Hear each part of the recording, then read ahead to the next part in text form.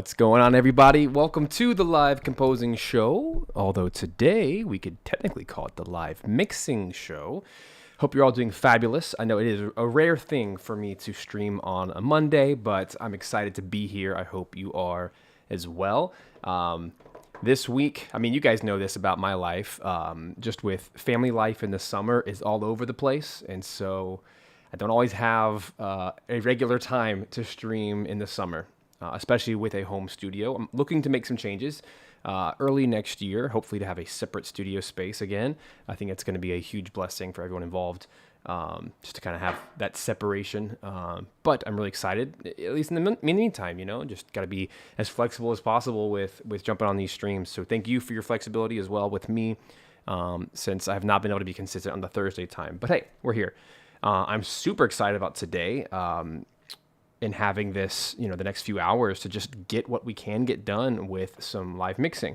Mixing is something that I don't get to share too often with you guys. My mic feels loud. Hold on. Maybe that's a little bit better. There we go. I feel like mixing is one of those things that I don't always get to share because it's kind of slow and boring sometimes, and it's not as fun to watch. But I think in this particular instance, I just did 3 massive recording sessions with choir, strings. I'm sorry, 4 sessions. My gosh. I need to change my description of the video.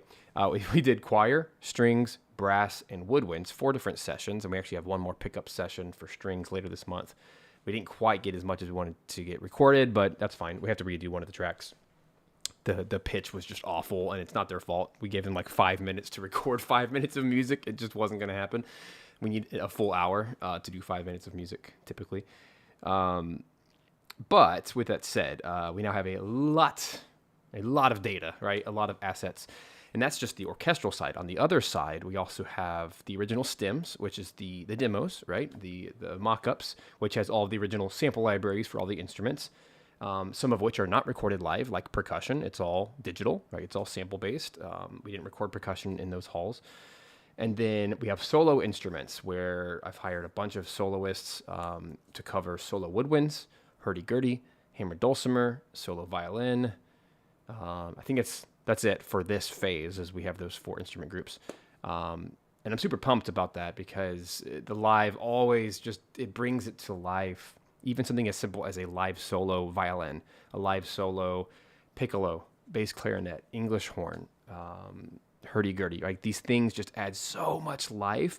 And even though it might be slightly imperfect, that's what's so nice about it. You get all those little cracks of the keys, and you get the little, the presses, you get breaths, and you get just a real space.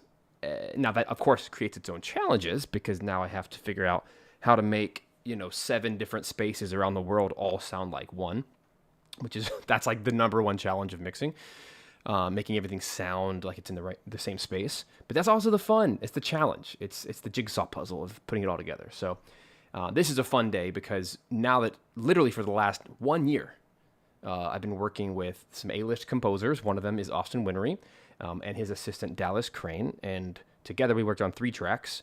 Of this whole set of 11 tracks, if I'm counting correctly. It's either 11 or 12 tracks that we've done over this year for a new season of Dark Dice.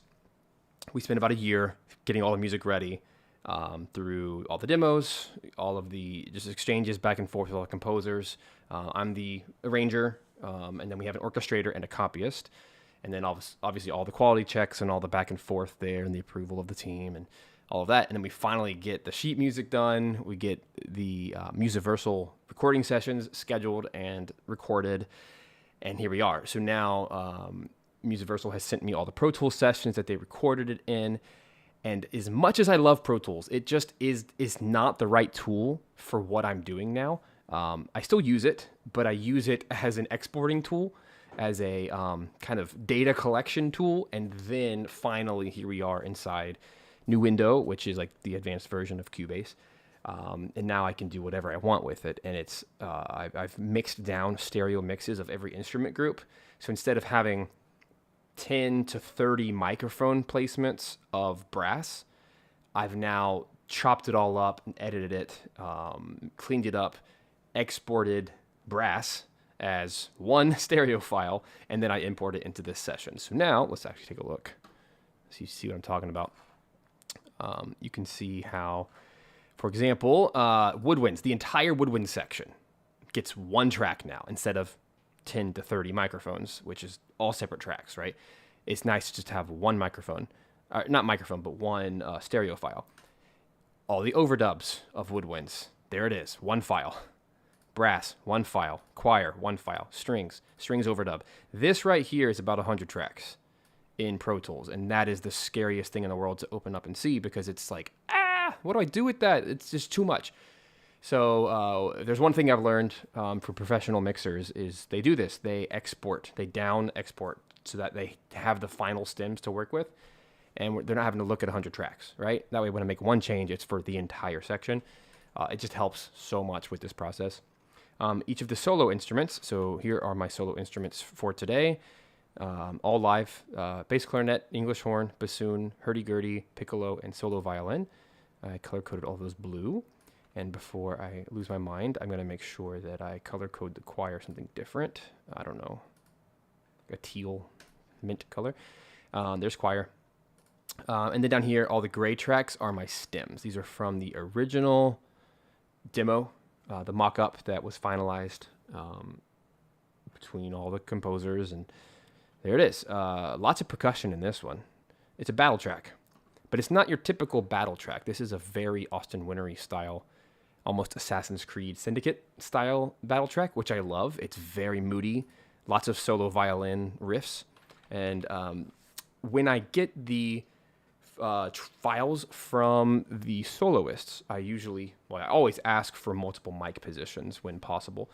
And so, for example, just earlier today, I was taking the solo violin. He gave me a close mic and a far mic.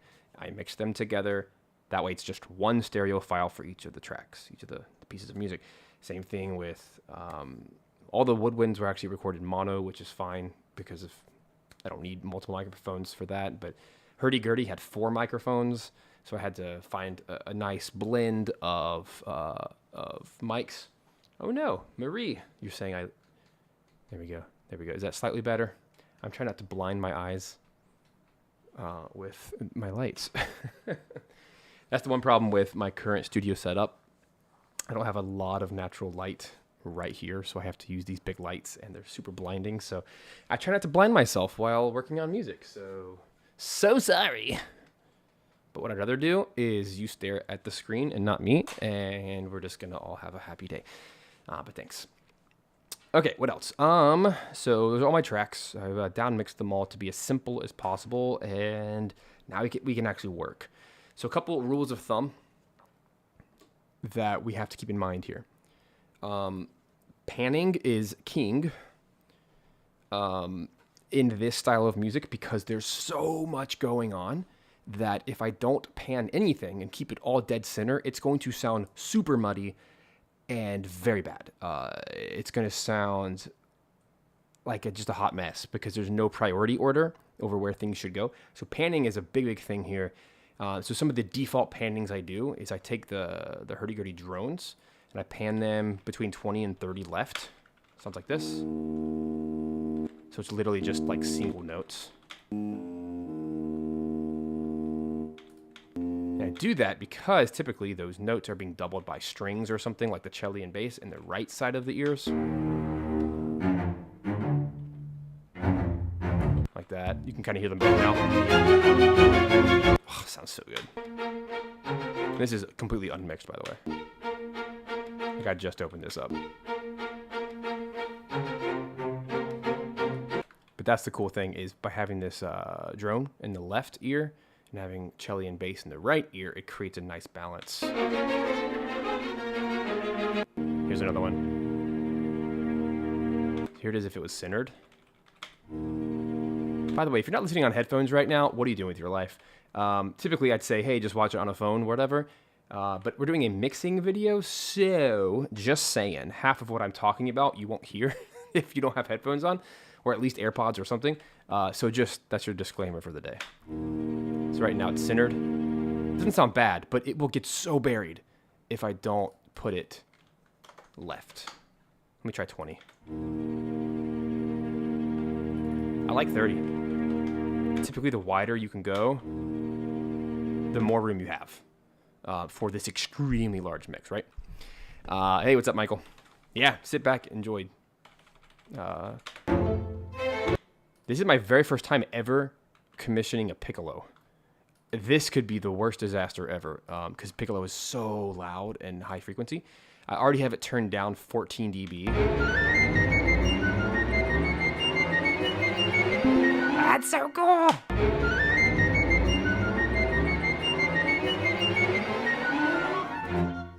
So good. All the woodwinds are being played by Kristen Nigas. If you don't know her, her company name is Field of Reeds. She has recorded on just about every video game score in history, it feels like. She's constantly recording at Abbey Road and everything for all the big composers, Austin Wintory included. So I'm very thankful that I can have her on this Austin Wintory track. I think that's perfect. She's the absolute perfect person for this style of very cinematic music. And she has every woodwind instrument known to man, so when I commission her, it's like, hey, here's 15 instruments I need you to record across all of these tracks. Can you do it? Oh, yeah. And then sends them back, and they're all absolutely flawless. This bass clarinet is so good. It's just rumbly and growly.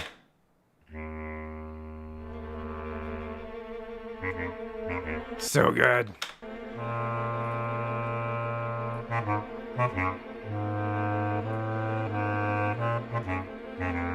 I should also mention, I have done one thing for mixing. Over here in my mixer.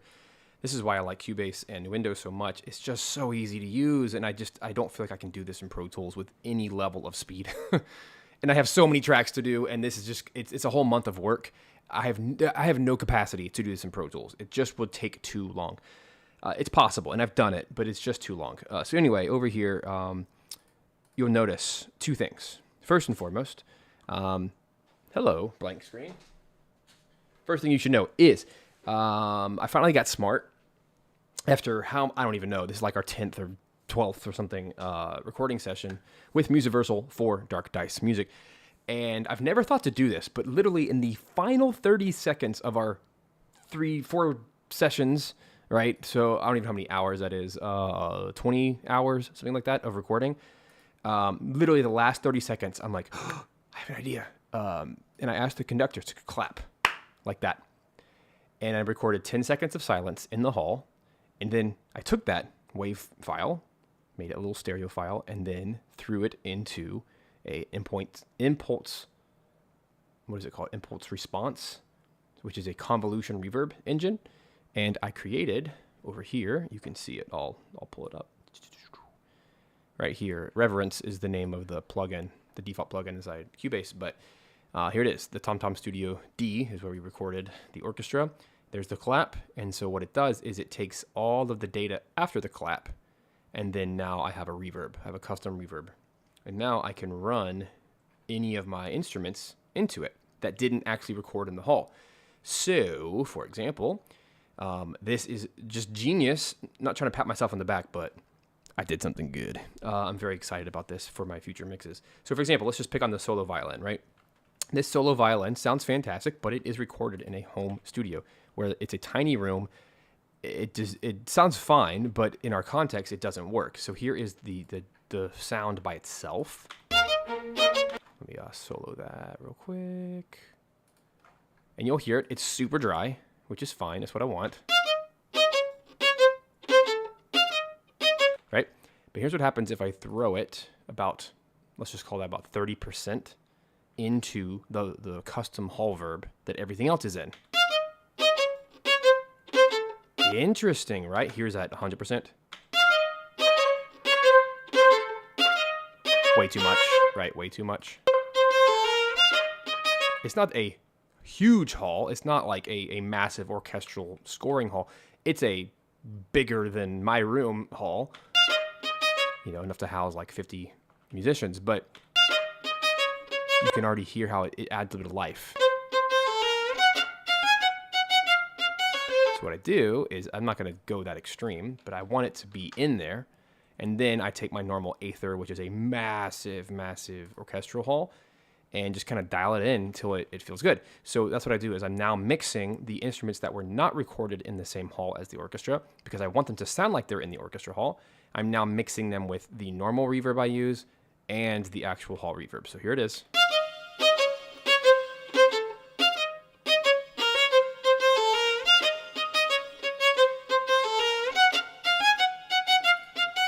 Let's stick with like 18.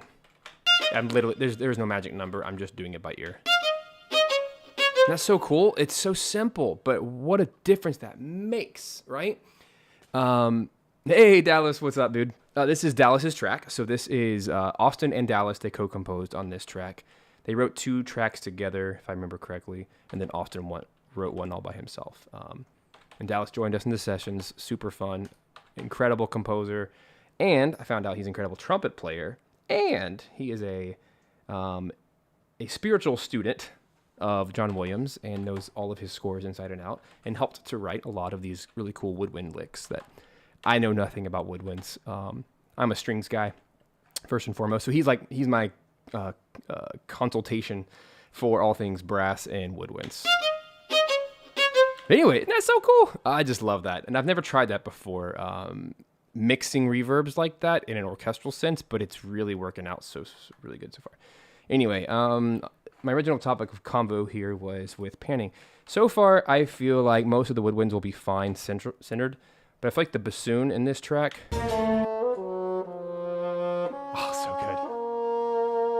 so good. I gotta figure out who else is playing that.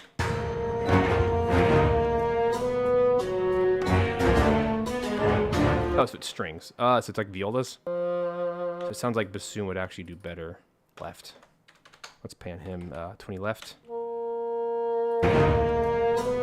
Yeah, that sounds better because violas naturally are going to be on the right side. Looking at a scoring stage, they're slightly right of the conductor. So I'm going to do bassoon on the left side so it doesn't get drowned. I'm trying, and this is going to be piece specific. Every track, it's going to be slightly different of where the musicians are. Meaning the soloist, right? I'm not going to move the viola section to the left side. That doesn't make any sense. We have hundreds of years to back up our intentions and our perspective, right? But for soloists, we can move them wherever we want. So I'm going to try to balance. Well, the name of the track is Balance, so let's try to balance. This woodwind library is called Live Musicians.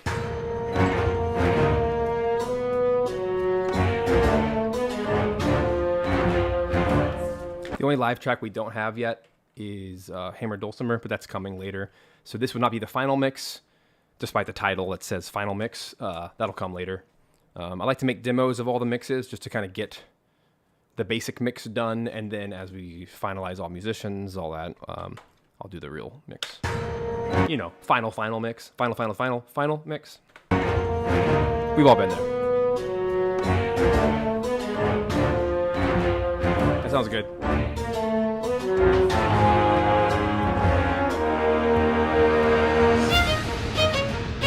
This track is going to be so good. Okay, anyway, I'm trying to focus on melodies. This is Hurdy. I have EQ'd it because it's just, hurdy-gurdy is always a challenging instrument. It's like a bagpipe. It's just hard to mix because it takes up literally all the frequencies. If you don't tame down the frequencies, it'll just get swallowed. It will swallow everything else up.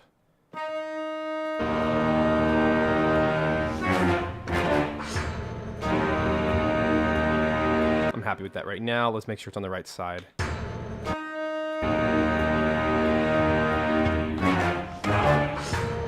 We got a lot of bass happening here. So I'm going to try to isolate all the melodies.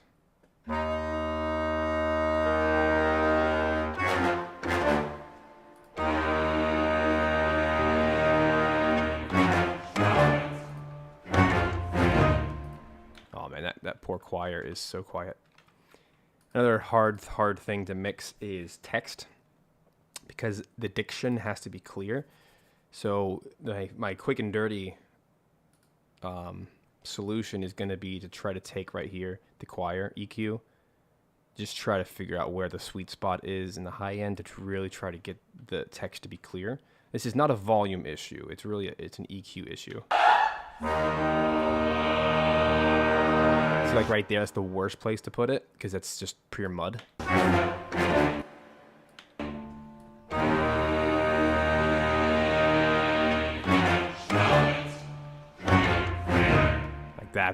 that'd be the worst spot to put it. I digress. But yeah, anywhere that mid is just going to be nasty. So there needs to be like a little scoop there.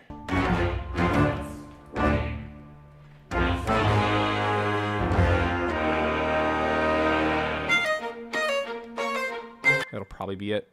And now I can work a little bit on volume mixing. The entirety of the choir is just quiet. I tried not to boost anything that didn't need to be boosted, but here we are in the mix. Now I have so much headroom I can work with because everything's at like negative 20 dB. It's just super quiet, so I can boost things quite a bit.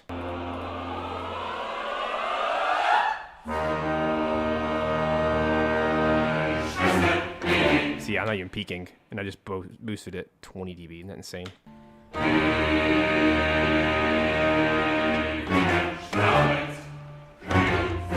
Sounds amazing. That's only 3 instruments.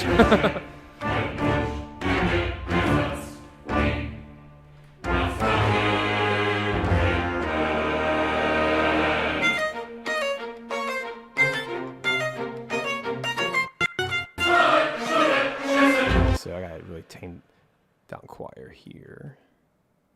And I'm looking at the waveform. I'm not sure if you see that. I'm trying to like visually normalize. I don't ever rely on, normalizing plugins. That's dumb. That's lazy. Or compressors. No. Just do it manually.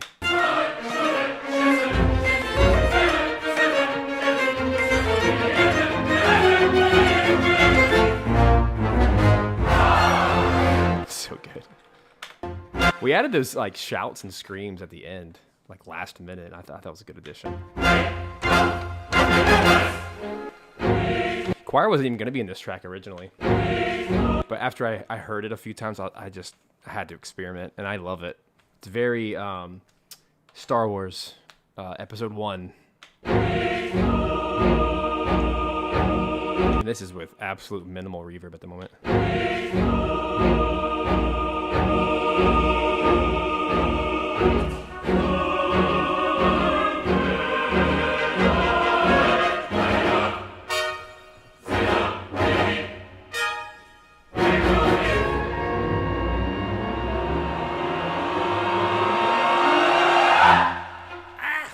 Love it. That's so fun. I love aleatoric choir effects. That's probably my favorite thing in the world to record. Because usually the choir just bursts into laughter afterwards.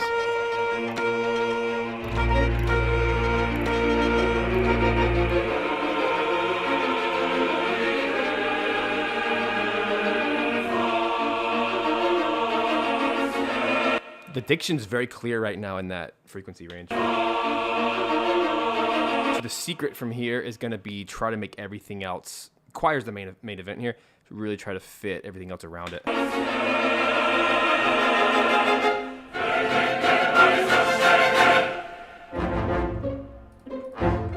Cool. See how that needs to be way louder. My favorite choir sample library.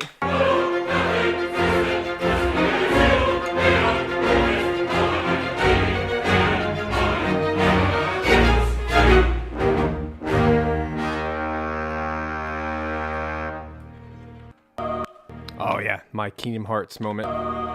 We were joking during the session that I straight up stole these 2 chords from Kingdom Hearts.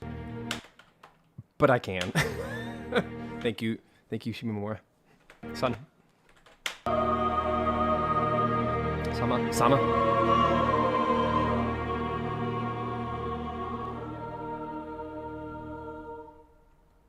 Cool.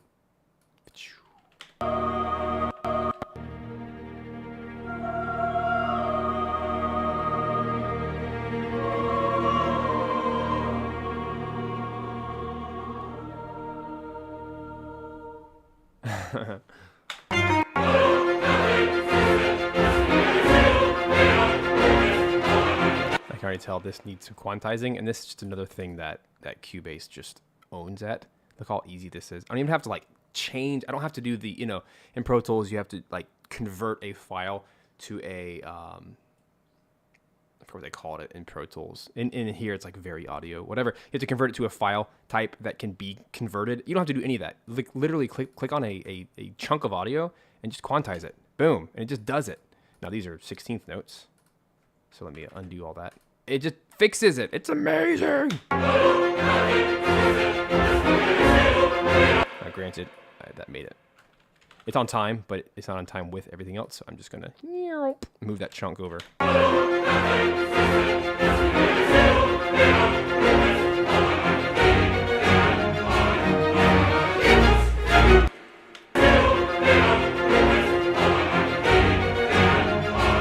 So I can hear right here. It needs to be slided over slightly, and I'll do it itty bitty, fade in, fade out, so there's no crunch.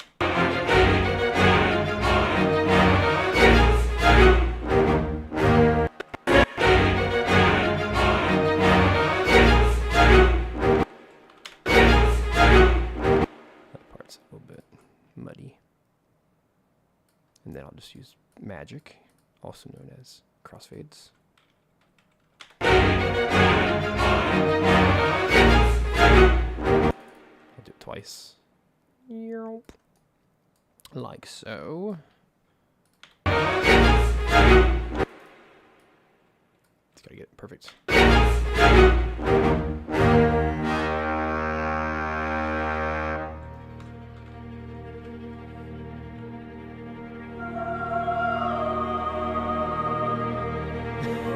Yeah, the choir absolutely destroyed that. Dude, there's nothing like having your own little custom bank of choir sound effects. Like, stop using libraries for this stuff. Take a recording session, and then I can just take this clip right here and add it to my arsenal for future.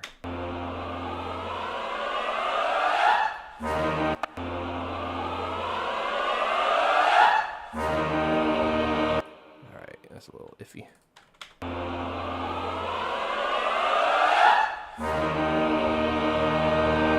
What are you doing, strings? Why are you being all late and stuff? Here's a little trick using time.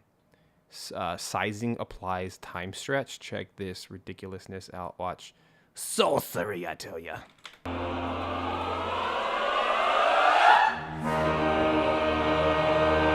Where's my beat?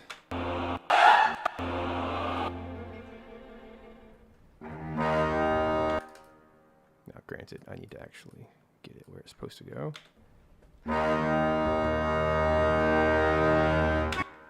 Oh, maybe strings is not the problem. It's not. I'm focusing on the wrong thing. It's the bass clarinet. Right? Something's way off.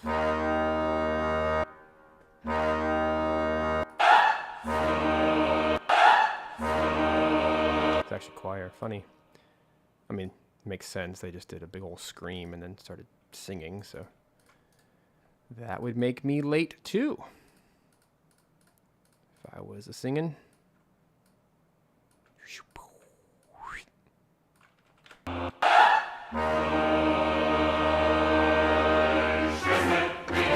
So here's how I do that. Just I'll just move it.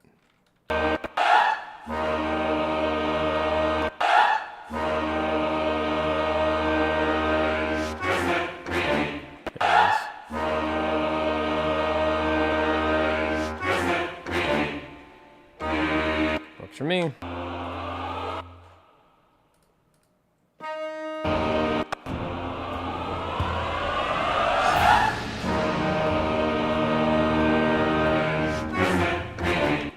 A little too much of a break there. You can kind of hear it. Let's mask it.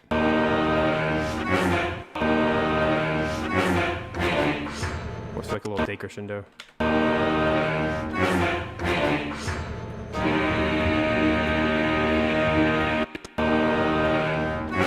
There it is. Yeah. Well, I appreciate that, Michael. I mean, this is like 20 years of doing this.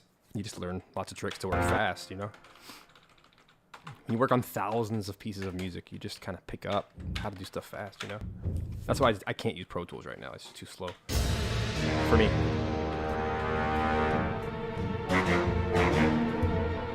This feels so quiet. Let's get that brass pumping.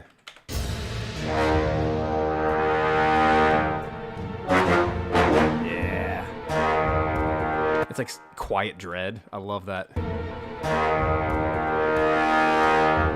By the way, all my libraries in the background are negative 6 dB. I'll start cranking them up a little bit. I just want to be able to hear all the stuff. So there we go. Back to -1. 0.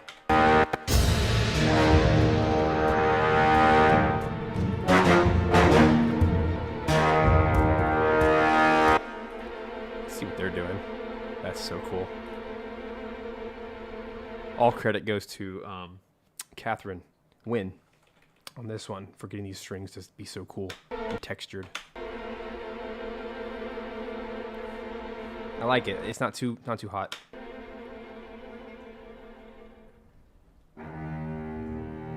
Oh, this is so wimpy. All right, Dallas, you're gonna be mad at me, but it has to be done. I figured it would have to be done. I'm gonna use. I don't do this unless I have to, but it's just gonna be a huge problem if we don't. I'm gonna throw in the sample library version of the strings. Let me grab them real quick from the original.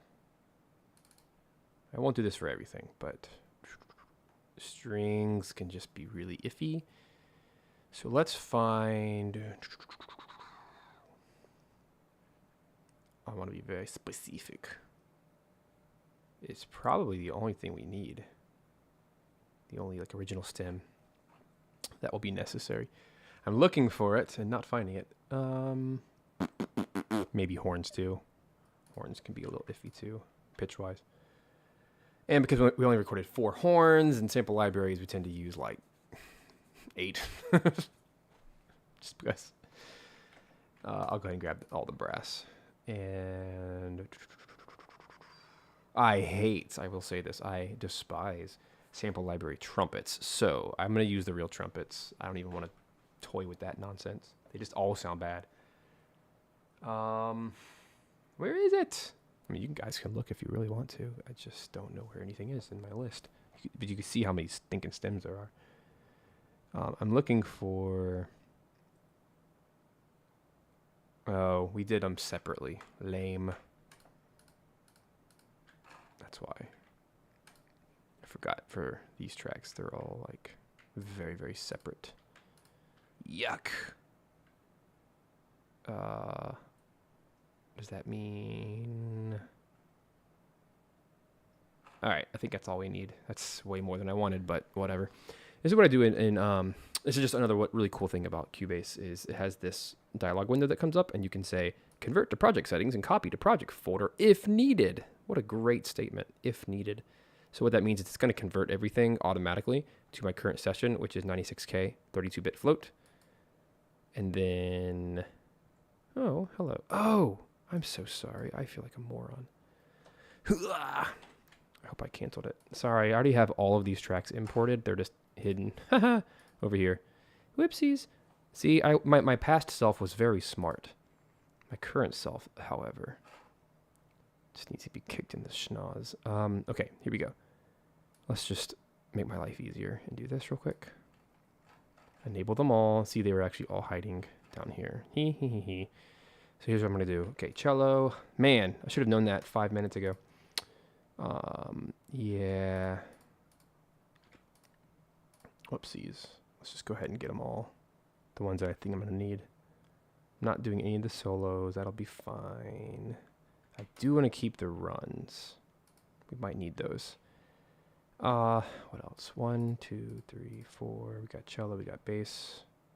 What a bummer, but whatever. Don't be mad.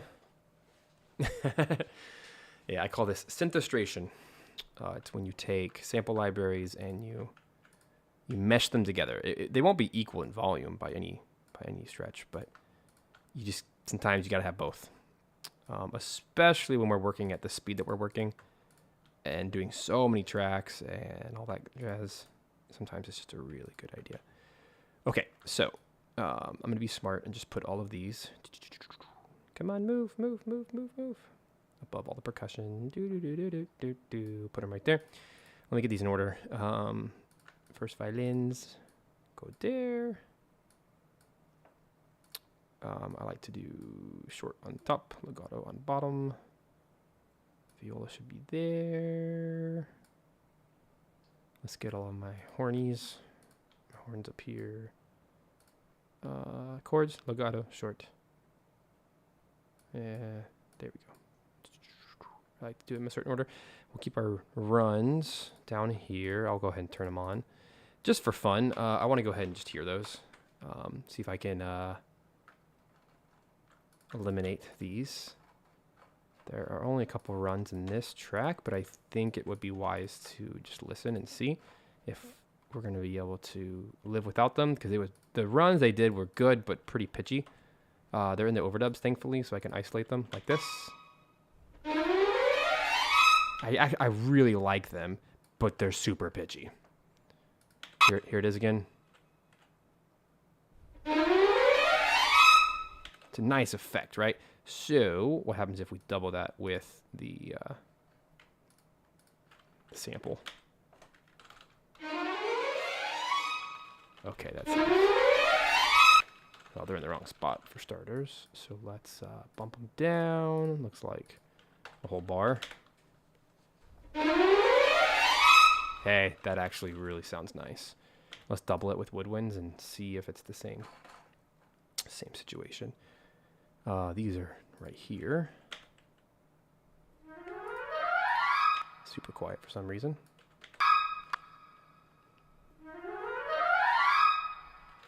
Like super quiet. There we go. Oh, these are off by a bar too. Nice. That sounds pretty darn epic. Even better with the stems, huh? Let's bump them. Yeah. Sounds good. Sounds like some of this.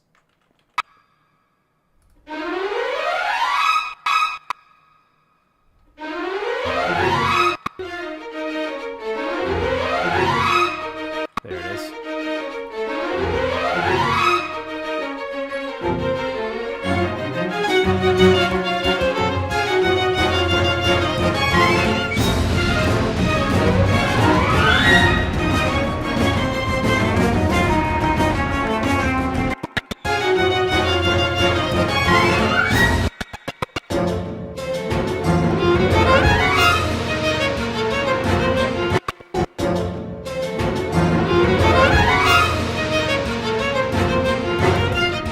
This track is going to be so cool.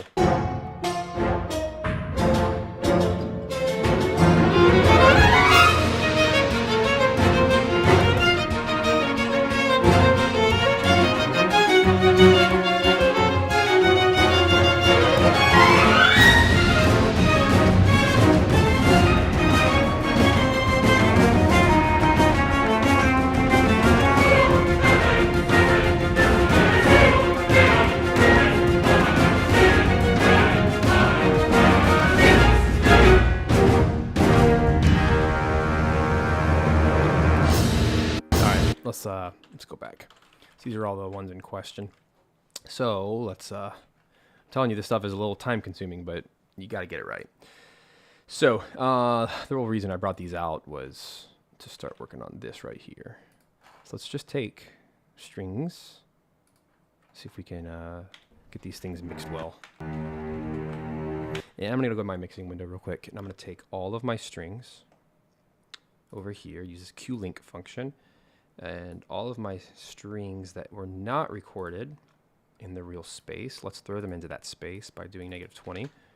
And then let's add them to my Aether reverb at 50%, which, let's just do 20 on both, and that should really make it feel like it's in the same space. There it is. Already sounds like it.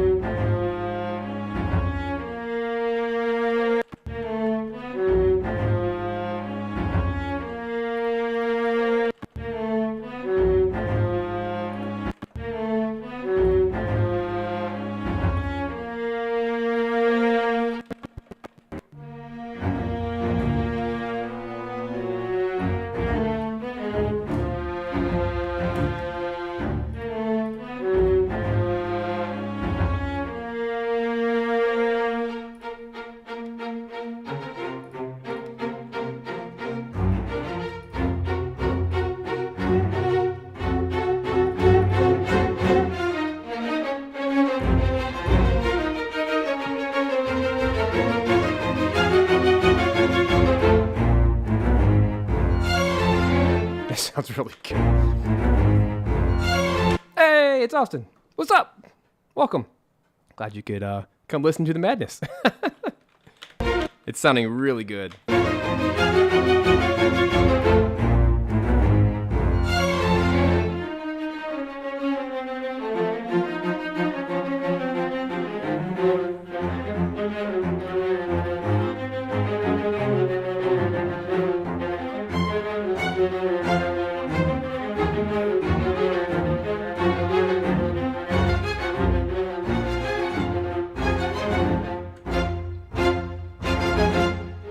I think this is actually my favorite part.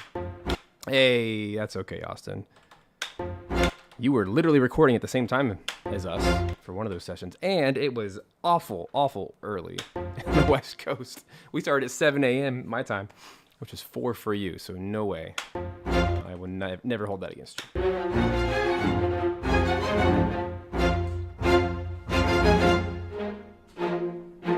All right. This is actually my favorite bar in the entire track.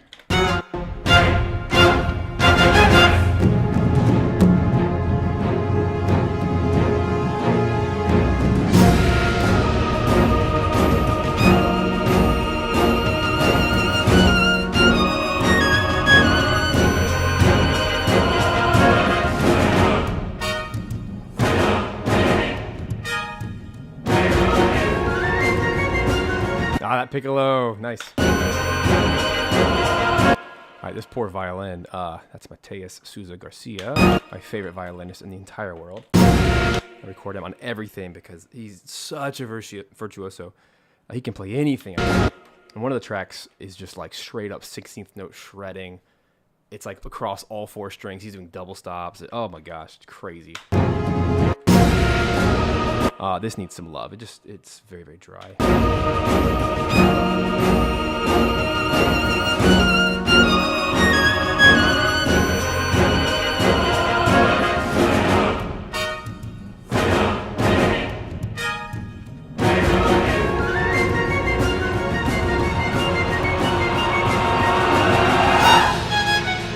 There it is.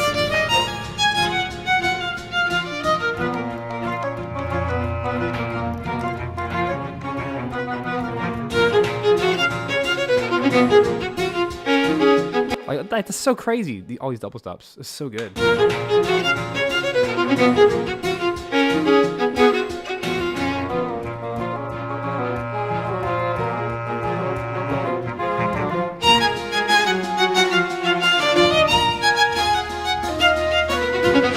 Those triplets are so good.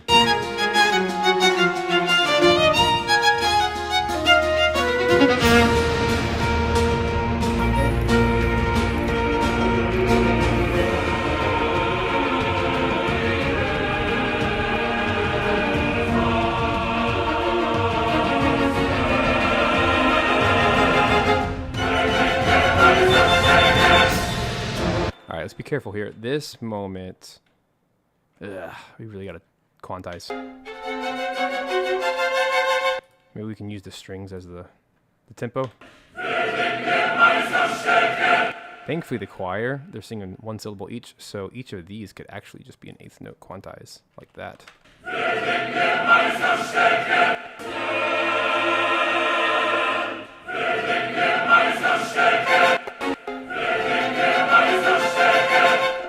Move it over. Just match the brass, do the same thing.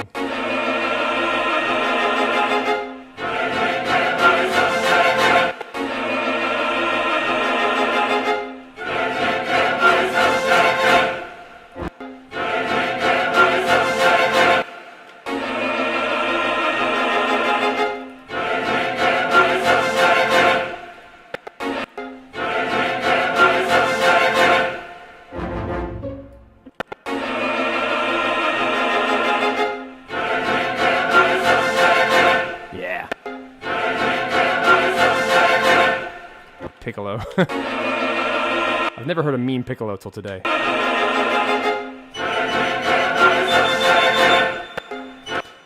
Matt is away today because this was a little surprise stream today. But thank you. Thanks for asking. He's busy doing other stuffs for me.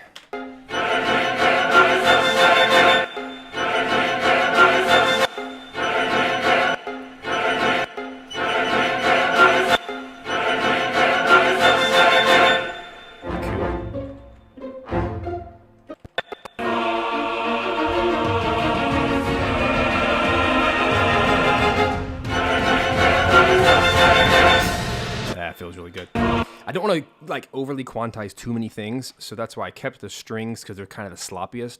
So I just matched everything that had the eighth notes to, well, the sloppy 16ths, and it works, right?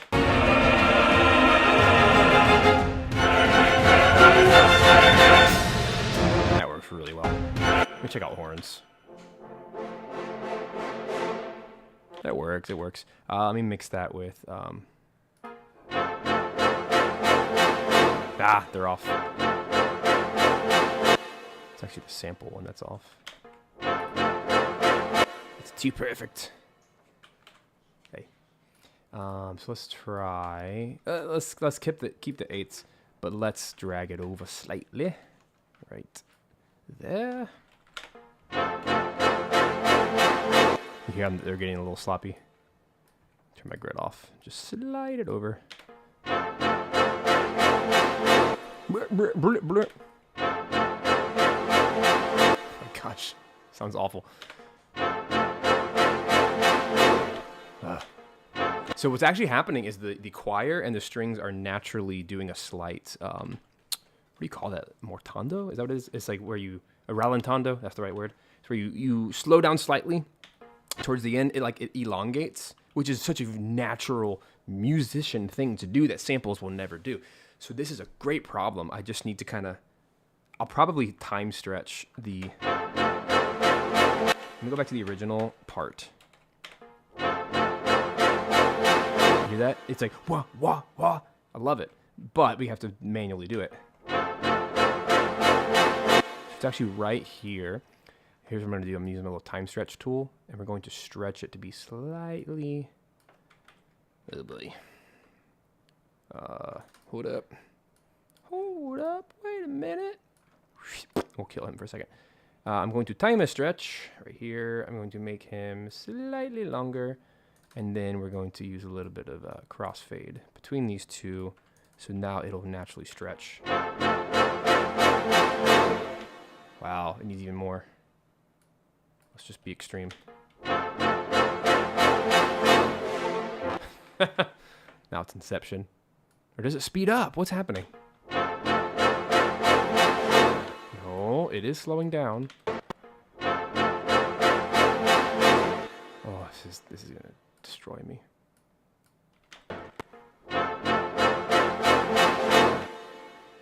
Huh.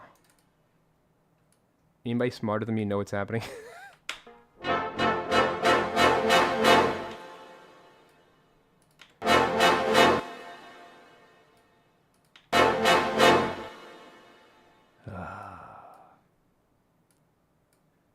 This may be the death of me.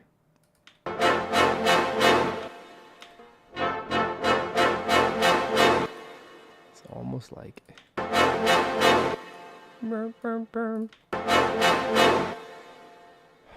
Okay. How bad?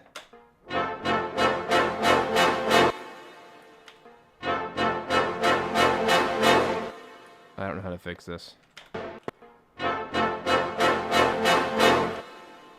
Unless I time stretch the whole thing. It's almost like...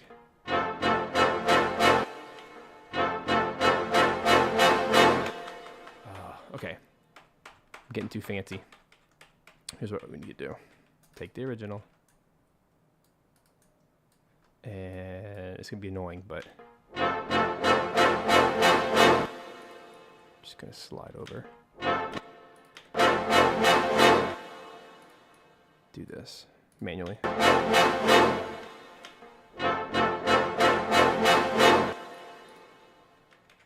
It's the fastest way I can think to do it. Just manually move them. And then do little tiny crossfades.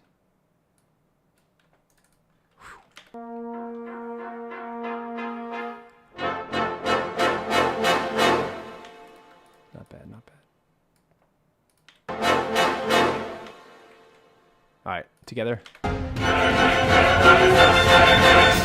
It's the tiniest detail. Yes, real quick, everybody, if you have not, if you are a VGMA member, we have a brand new course that just released today by one of our members, Jordan Metzer, right there in the chat. It's called A Beginner's Guide to Video Game Music Theory. It's a 6-video course. Go check it out. If you're not a member, you can actually check it out on our Thinkific course website instead. If you want some links, we'll drop them in the chat. But just thought you should know. So those of you who are already members, go check it out. It's for free.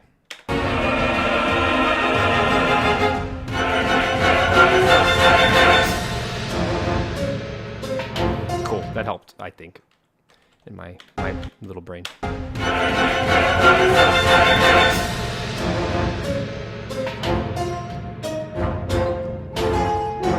Okay, the other point here is the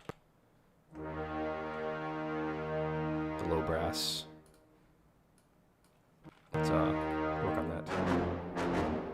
With the real brass. That sounds really good. It's not over the top either. But we do have one problem. The sample extends for 1 beat longer. I noticed this in the bass clarinet as well. Easy fix. Real musicians like to, well, make music. Like they like to do little crescendos and decrescendos, which is awesome. Much preferred, but that ends up needing more breath. So they take like a little pause between each of the whole notes. So you have to make the sample do the same thing. Yeah, there it is. Cool.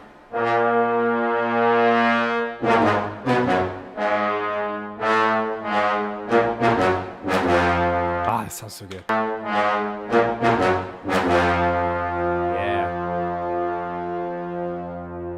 Ooh, see, same thing. They extended.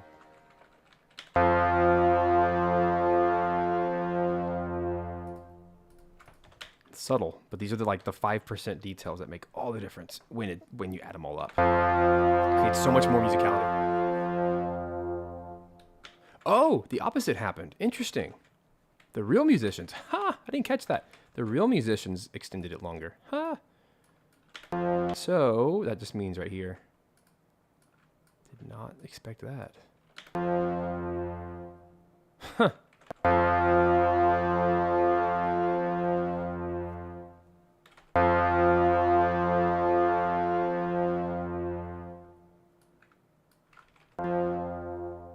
Weird.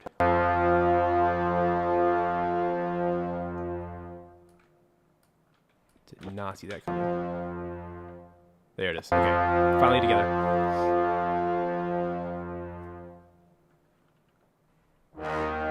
Hear that nice breath in there, right here? Like, you can't fake that. It's so subtle, but that's what makes this real. Oh,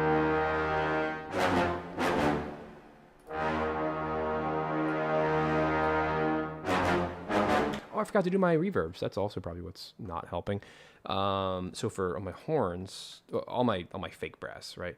Let's do the same thing. Let's throw this into the same reverb hole that we were just in.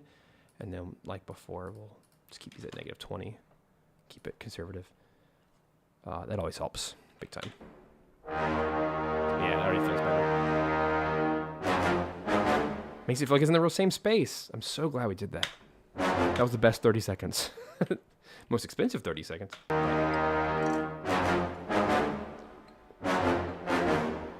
Most expensive clap I've ever recorded.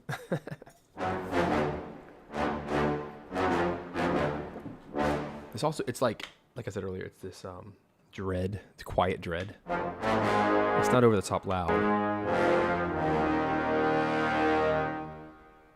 Cool. All right, that feels good. Let me pop to another section where I have a lot of short brass. I want to make sure it's not getting muddy. Oh, there, that's muddy.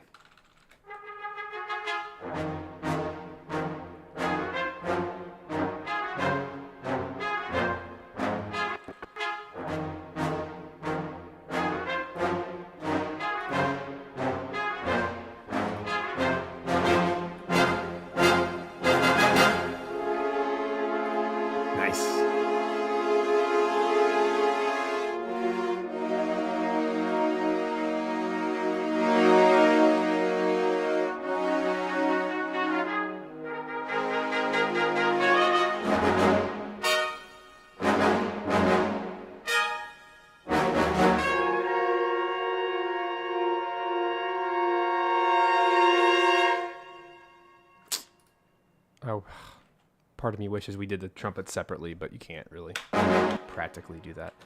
I'll just have to make this part a little bit louder. Probably take this, make it quieter, just to try to attempt some level of balance. Granted, I could go back to the original files and just take down. That's like hyper level of obsession. I could do it. I could go to the 10 microphones and find which ones have the most horns in them and drag them down, but that's just, I've done it. Just, no. That's just super, super over the top. I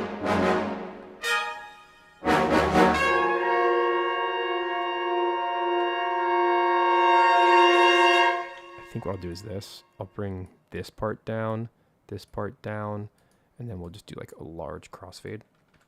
And then a tiny crossfade. That way it kind of bridges the gap.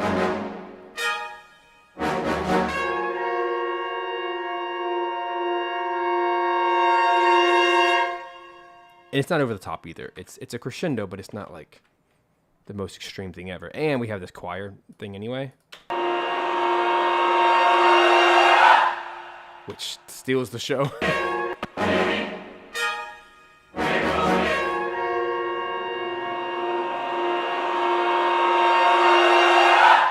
That brings me such joy. I love when choir does that. All right, back to the brass. Let's see what else is going on. Brass. Try to keep the samples pretty buried. See, this is without the samples. Just 4 horns, I've now learned, is just not enough to get a big epic sound. It's too small and mellow, but I'm going to try to mask it.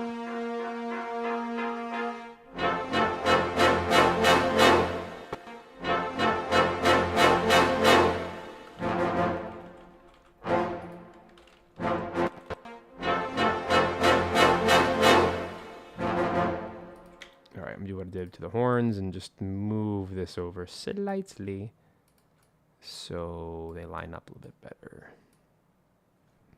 We'll do these little tiny crossfades so nobody gets their feelings hurt. All right.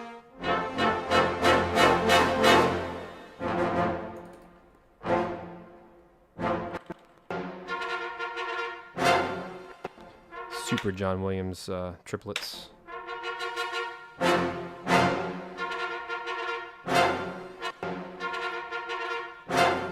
Off.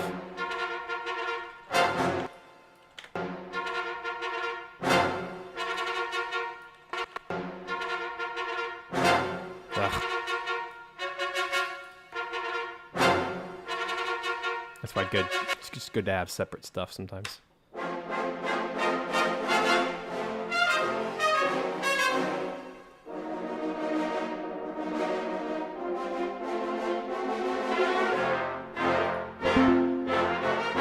That's all. Very off.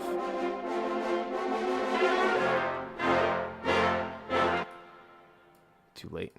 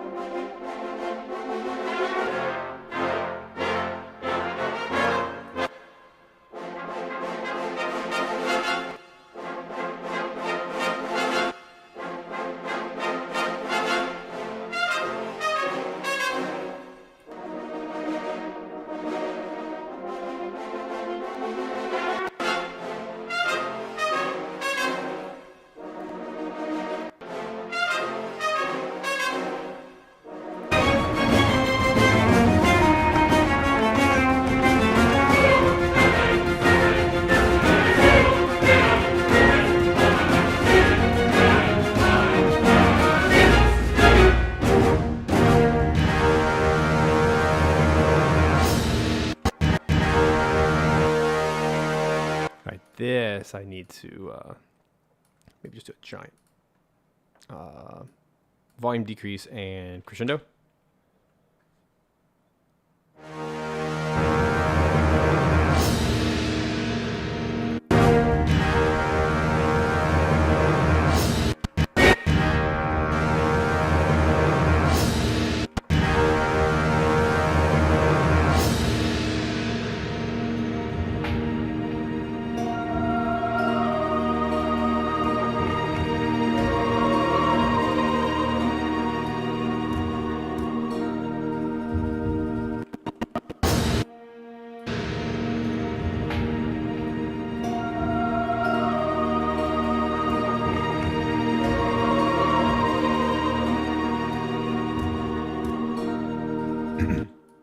excuse me. This is super cool. The end's way too loud in the strings. Let's bring that way down.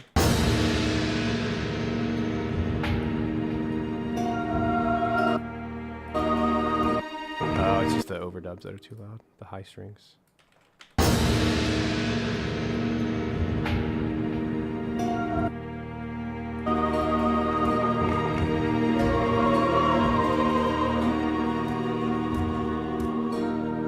Also, the drone is like super loud, the hurdy-gurdy for some reason. There it is.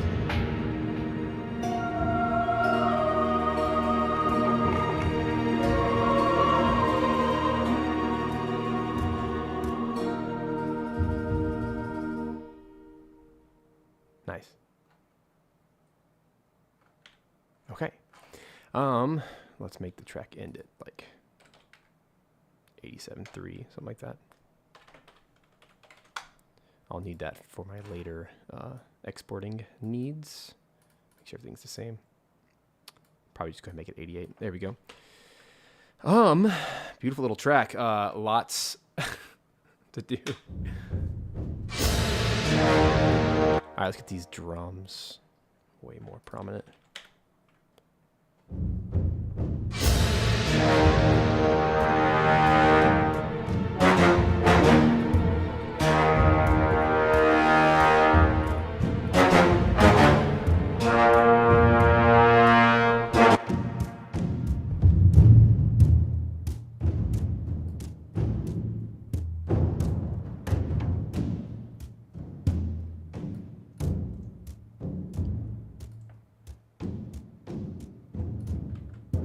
Cool. Like those.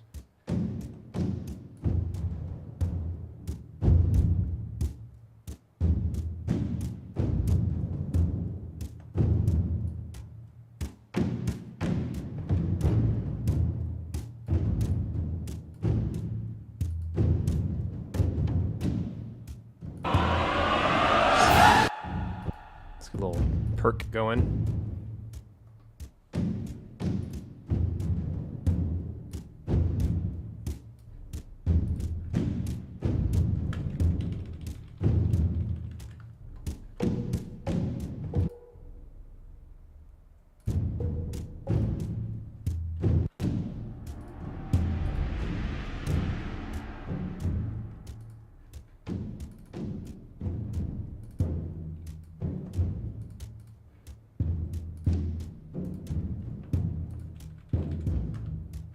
Could be a whole track all by itself.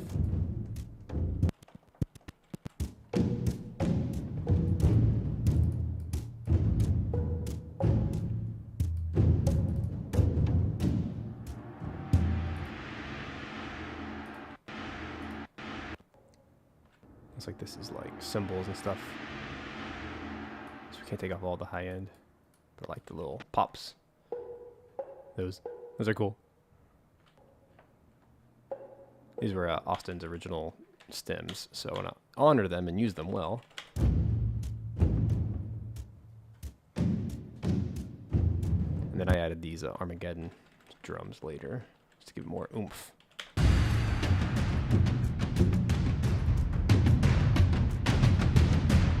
Those are super low-end heavy.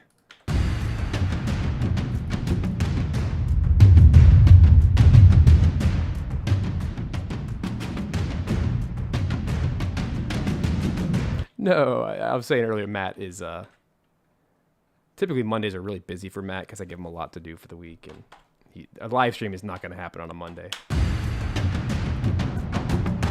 Ooh, yeah.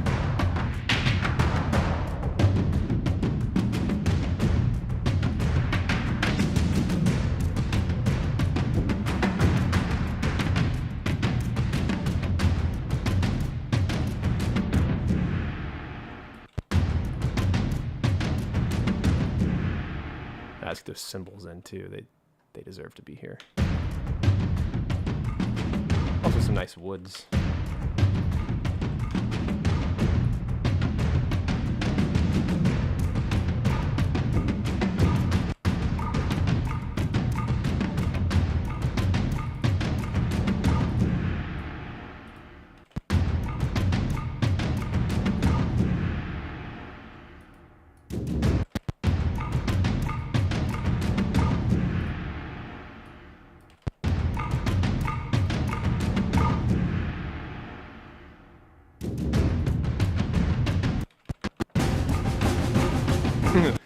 Oh, sweep? No. I think I also added snares to this arrangement.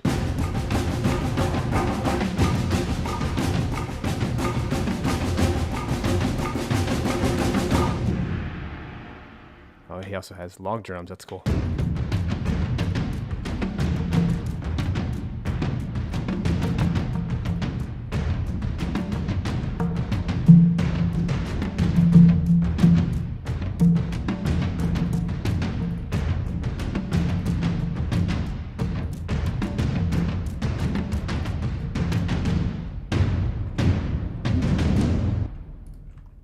Something a little bit off on one of the drums I'm hearing. May have sweeps too hard. It's right here. Why does it sound so weird?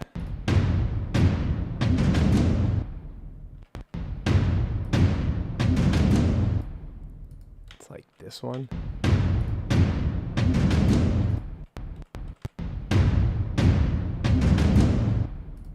I'm just gonna add some verb to that one. Slightly. Nothing crazy.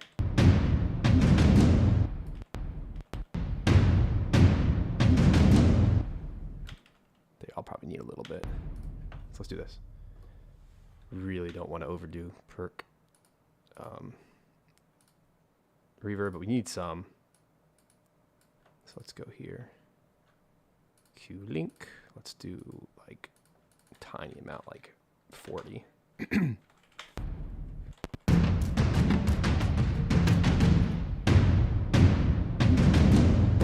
There it is.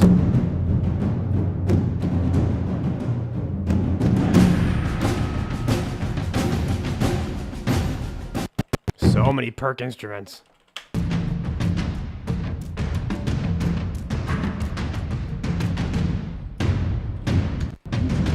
Oops.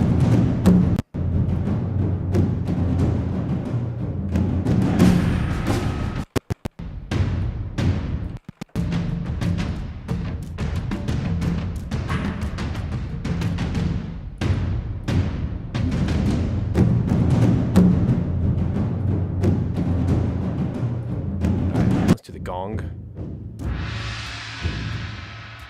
That one needs some love big time. Starting with some verb. Let's do like 20. Let's get that sucker shining. There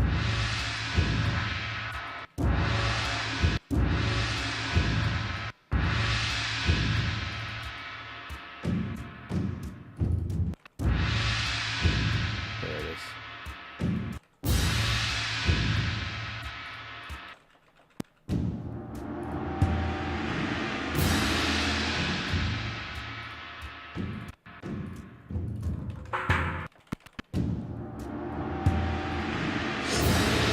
I also added the horror harp to this, which for those who don't know is this harp right behind me. That thing.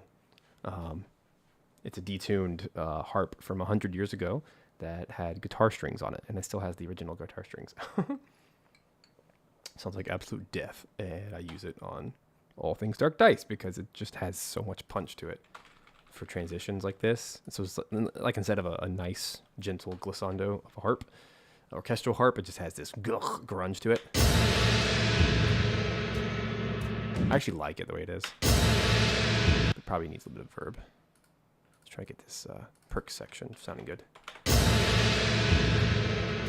There we go. This has so much grit. Here it is again, by itself.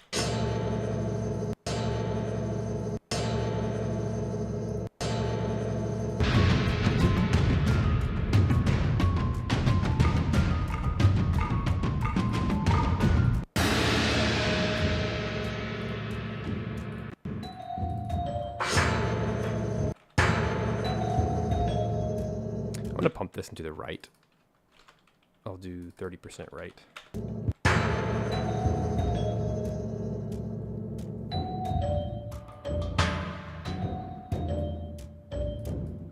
This needs some love. So over here, my mixer, I'm going to put this instrument into the Tom Studio and Aether to like really wet it up.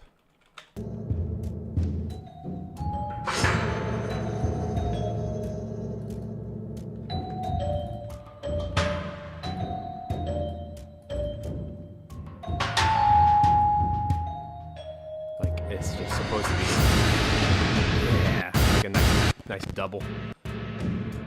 Let's keep going. There's so many instruments in this. Oh my gosh. Here come the bells. This is no orchestra yet. Isn't that crazy?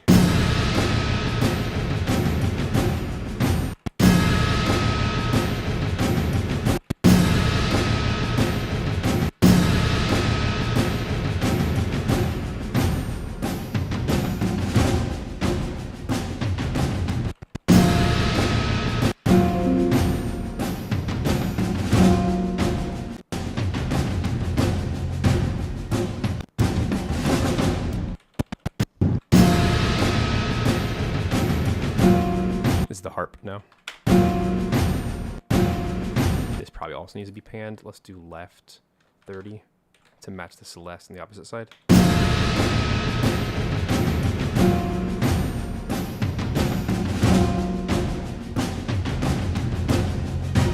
Next, we got to get these slamming. These are detuned hammer dulcimer hits that will stay. Hello. These will stay in the final alongside the original. So what I've done is, this is just a very dark dice thing I started doing several years ago, is to take the hammer dulcimer part and then to double it an octave below and pitch stretch it. It's very menacing. It needs some love. Very Zelda sounding.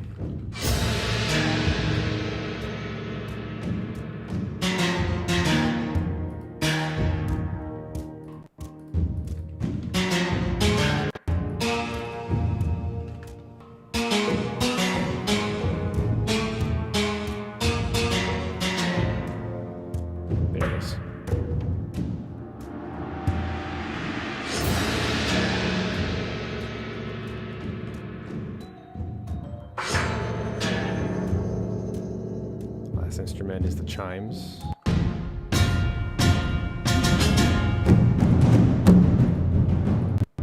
Let's give them some love.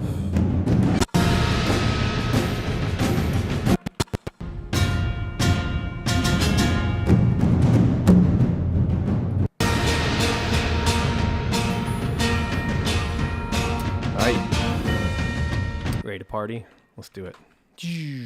And this is without my 100 tracks, so I'm so thankful. This would just be absolutely insane to try to mix without these like subgroups. Here we go.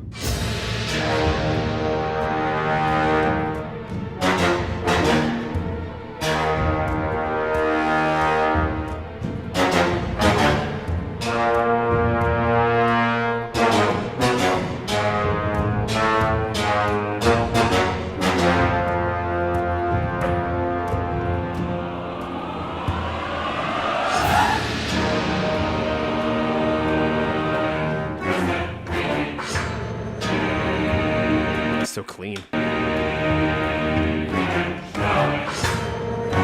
Because I panned, that's why.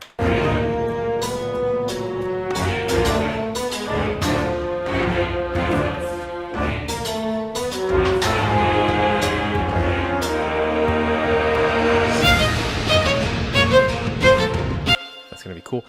Choir here, just it needs to be quantized as much as I don't want to.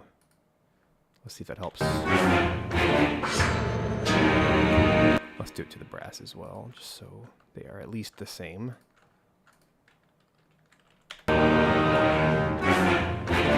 And then let me take this brass and do a little fade out to match the choir.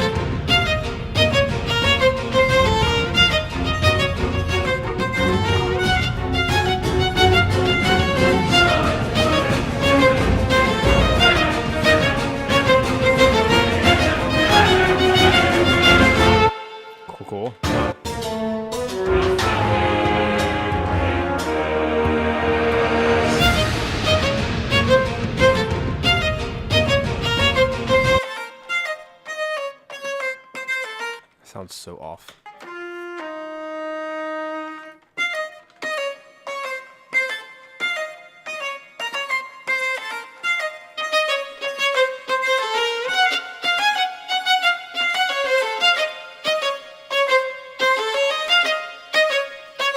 I think I'm going to have to push them further apart.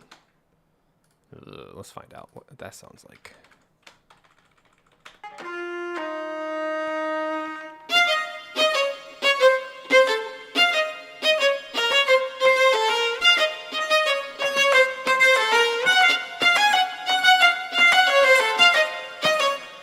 There it is.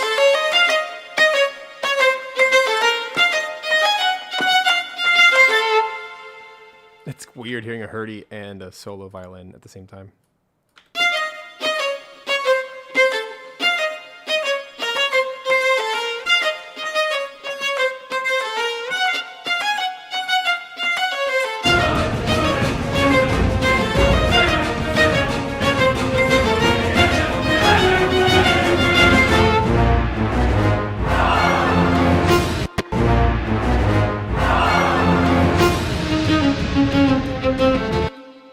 Tame this.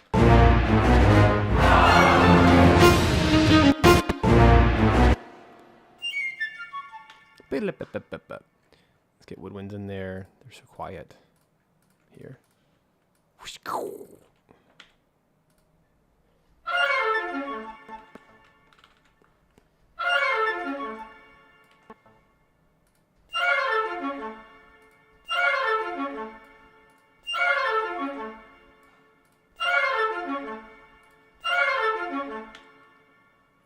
Violin, hurdy-gurdy, and flamenco palmas, clapping wood. Sound cool. Yeah. That sounds really nice. Oh, that's like triple octaves. This run. It works though. I've never mixed piccolo in my life, so this is a new one for me. It's like piccolo is just... This is probably an EQ thing. To make it feel further away, I'm probably just going to have to duck the high, right? Fletcher Munson principle. Not a lot, but... Yeah, that's the way to do it. We'll just do this right here.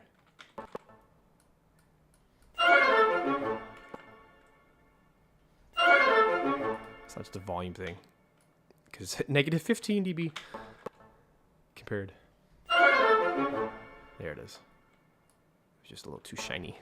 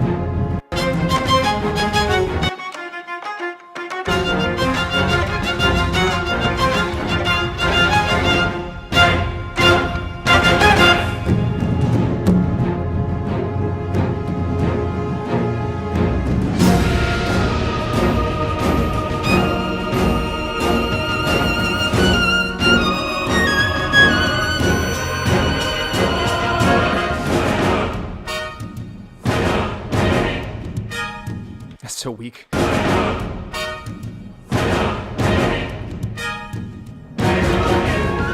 make these louder.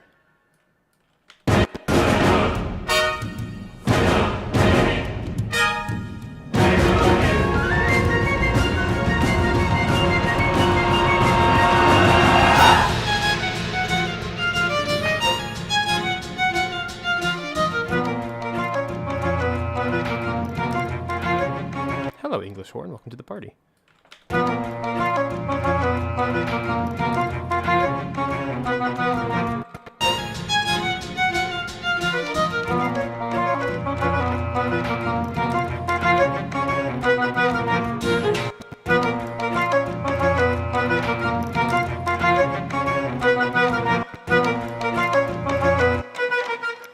I cannot figure out this reverb for the life of me.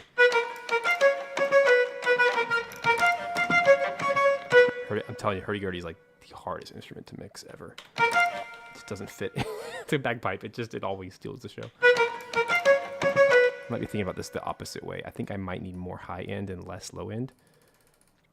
I think my EQ curve is pretty opposite of what I actually need for it to sound balanced. I think I need that. Yeah, it just needs to be shinier. There it is. Yeah, it feels so much better.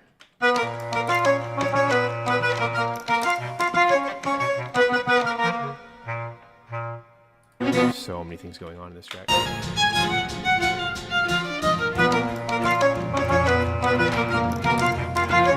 Those key clicks too. It's actually kind of annoying. Let's see if we can like isolate those. The very thing you love. Let me see where they are. They might be right here.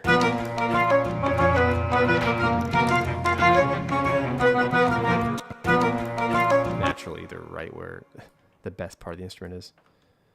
Oh, troubling medieval instruments.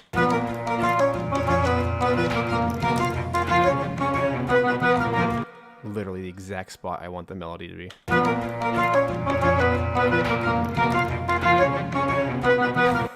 So annoying. I can't have it both ways. Let's maybe do nothing. That's my solution, is to just not touch it, because I'm going to have equal parts click, equal parts melody. You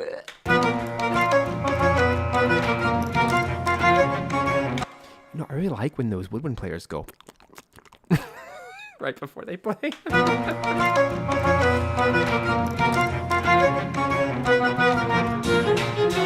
I think that's a nice balance. Speaking of balance.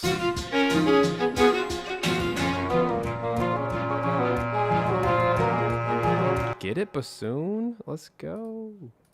That sounds really good.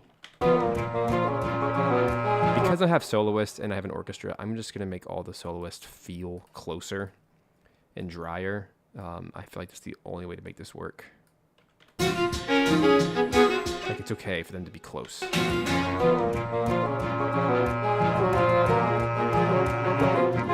Might create little duets and trios. I like that a lot, actually.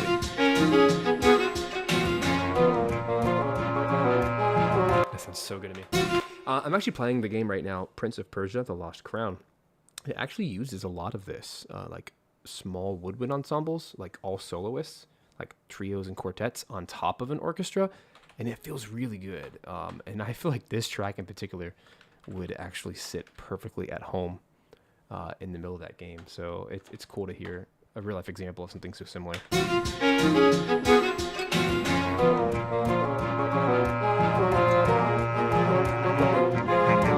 That sounds so freaking good. I'm gonna turn on the bass clarinet though.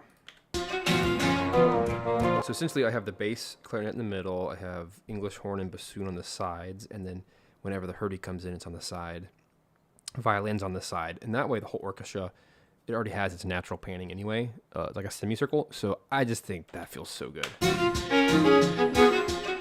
I changed my mind earlier. I made the solo violin in the middle because there's enough moments like this right here where it doubles, I guess it's like a duet with the orchestra, that I feel like it feels best in the center.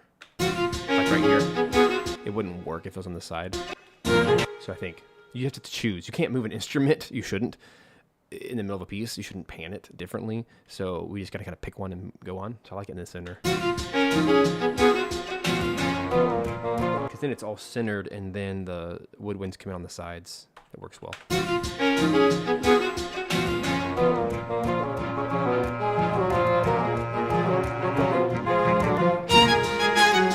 Yeah, that sounds really good.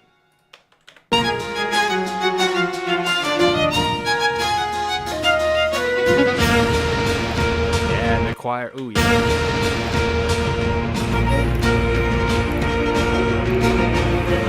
Like this would fit perfectly in that game.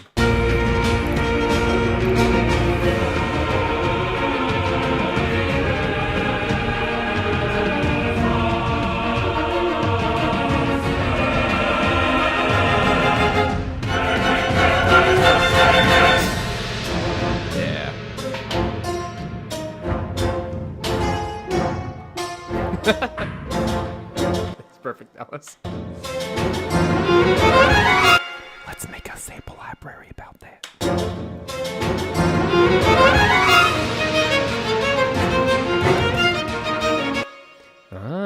Mateus added this. This was not in the original, Dallas. Did you hear this? He added some fancy notes. I like it. But it's just way too loud. This little intro. Cool. That's why you should always hire great musicians, because they will actually make up parts, and it's so much fun.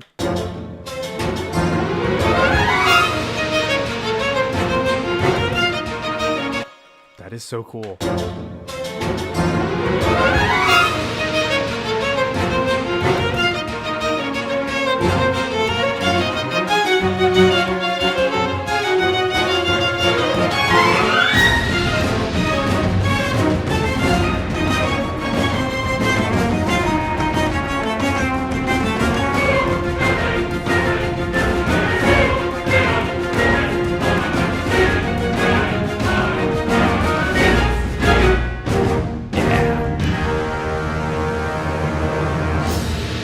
Oh my god, that is so hard.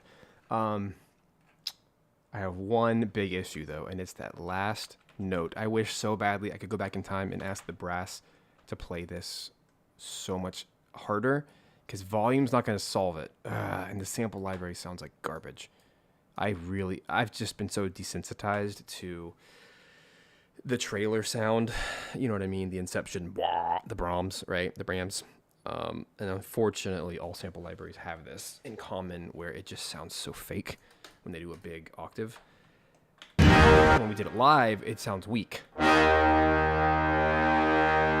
we didn't ask them to crescendo or anything. So maybe I can just...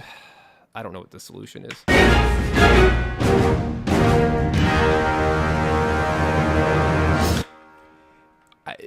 Here's what I'm going to do. Whether it's the best or not, I'm not sure. I'm going to do a fake crescendo by doing this right here. It's dumb, but it gets the job done. It's a manual crescendo like this.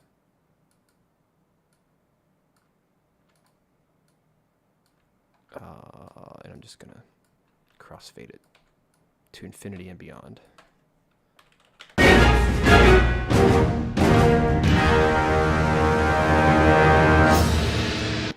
That was it. I just gotta double it.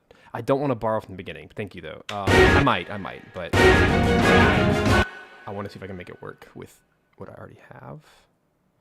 But that is true. That is the same note, so that is a great thing to try. I'm gonna make this. I can probably just, do one of these. Like literally just do a crossfade. And then make it loud like that, right? Would that work? I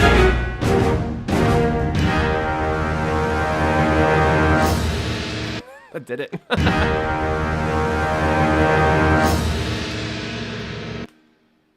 How does that feel?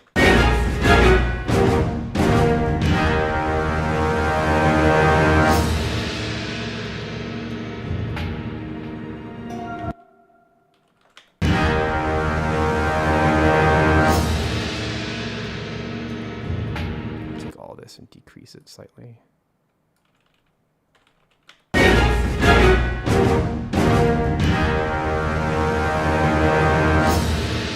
I feel like that works.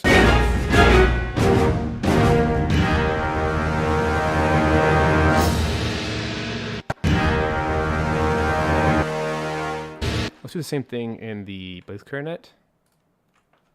Let's keep the room verb. Like this, maybe? That, higher, bam, bam, bam. And then fade out, yeah, maybe. Let's find out.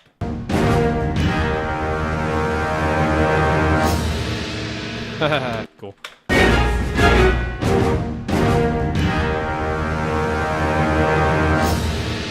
Yeah. bad boys where we get that last note. That's what's also missing, is we need right.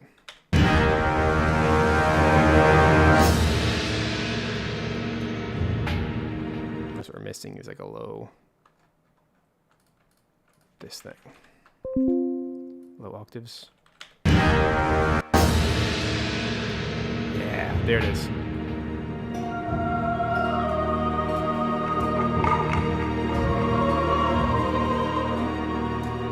But it won't work unless we crescendo in, crescendo out.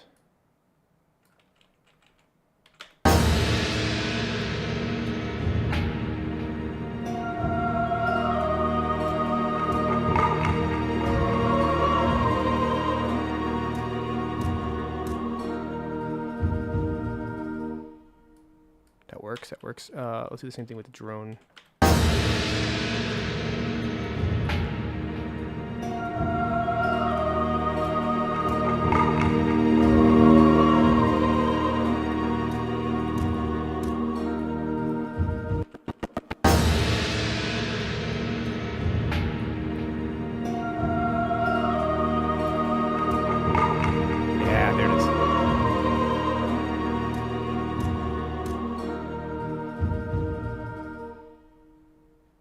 Beautiful.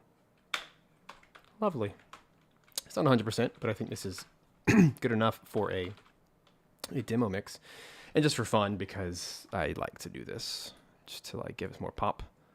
All right, so this is our little recording plugin that I need to turn off and on real quick. And then I'm going to slap some ozone on there. Big fan. Highly recommend. If you'd like to some nice smackage pop, it's going to get way louder and fuller. I like to just start with a preset, typically CD master or control balance, enhance depth. It just kind of depends on the track. And then, excuse me, tweak it from there. Let me turn off my microphone so we can actually hear stuff. And I'm going to do a couple tweaks and play it out, and maybe we'll be done, and maybe we'll do another track if you guys are up for that kind of thing.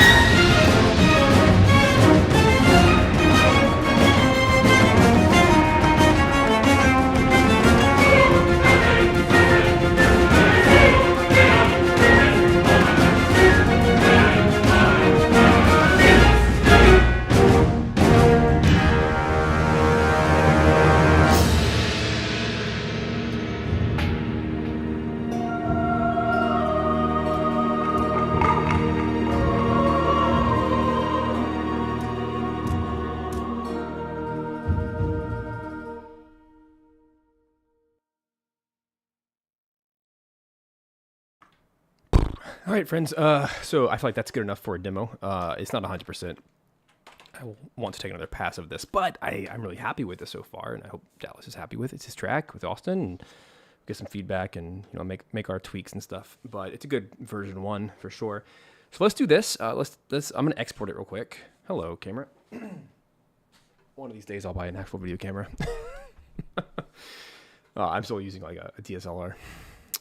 Anyway, I'm gonna take a 5-minute break so that I can export this, and then I'm gonna open up the Pro Tools session of another Dallas track. Have it like another hour and change. If you guys would be interested in seeing this, I can do the next process where I open up Pro Tools and I down mix each of the instrument sections and then throw them into New Window and make the next one. Because I have all the files ready. I just have to do this for every track. There's 11 of these and just started. So hope that's interesting. If not, well, leave. If you want to do that, that might be fun. So this is what I'm doing today. So hope you can enjoy that. And every once in a while, I like to turn on the camera if I can and just kind of show you the process. So take a quick break. I'll stay in this stream.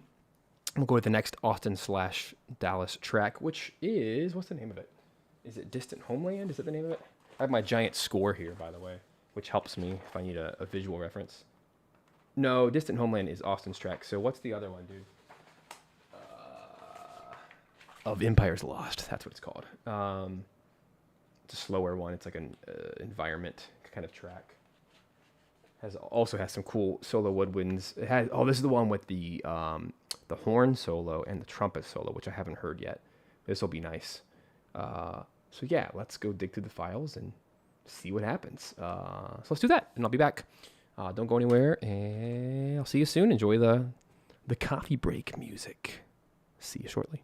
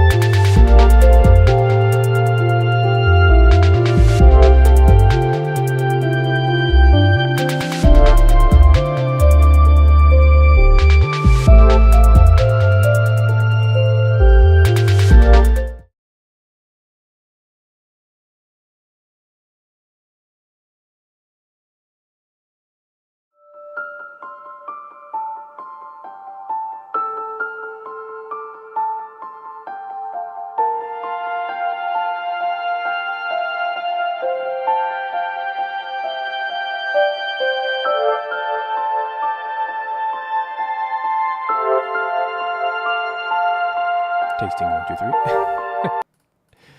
Okay, there we go. Yay, our very first Pro Tools error. This is just Pro Tools.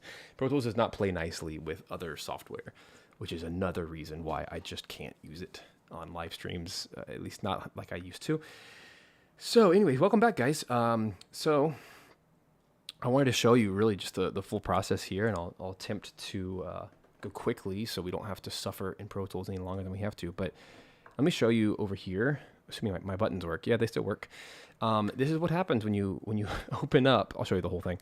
This is what happens when you open up a Pro Tools session from Musiversal after recording 4 sessions. It's just a blob of madness that doesn't work because nothing is routed as it should be. It works in their room, of course, but there's just a bunch of tracks that we don't need. So fastest way I know how to do this for our purposes is to just go through here and kill stuff. You have to be super careful though, that the second if you delete something that you shouldn't, you're screwed forever. Everything in Pro Tools is permanent. There is no undo button, which is another reason I just can't. There's too much on the line. So I'm gonna be very careful here while I'm focusing, not to delete stuff I shouldn't, because everything's in a folder within a folder. So here we go. Woodwinds overdubs. Looks like they did double overdubs. Blech. I'll have to reroute that. Brass session, all that goodness right there. Brass solos. Ooh, they made a special one just for that. That's cool. Orchestra is what they call strings. So strings overdub. And then choir. Okay. And then, oh, they snuck them all in there. Gross. Thankfully, there are no overdubs in this pass. That's good. I'll go through here and delete. And we should be fine. Now you can start to see why. There's no hope if you try to mix in here. It's just a joke. It's just too much. All right, next thing. Blech. I don't care about colors here. Next thing is, let's open up all of the IOs, which in Pro Tools is over here. So we have to go do Inserts A, Sends A. And here, I like to just literally select, first of all, let's turn everything off, all my groups. Go to Everything. Disable every single plugin that they've used, which is mostly just like routings to stuff. Like this, and it'll get rid of it for everything. For everyone. Uh-oh, why not? Why are we not working? Did I forget to push a button? Oh yeah, you have to hold Shift Alt while you're doing this. It'll get rid of those plugins from all tracks in the entire session. And that way there's just no errors, there's no, see how everything's clear now? Okay, now we're in business. The only other thing missing is now, same thing, I'm gonna save some time here. Select everything, and all outputs are going to become output 1 because I don't care about groups at all because I'm not mixing right here. I sound exhausted, sorry. Oh, yeah, I just hardcore mixed for 2 hours. I mean, this is the life of a composer, man.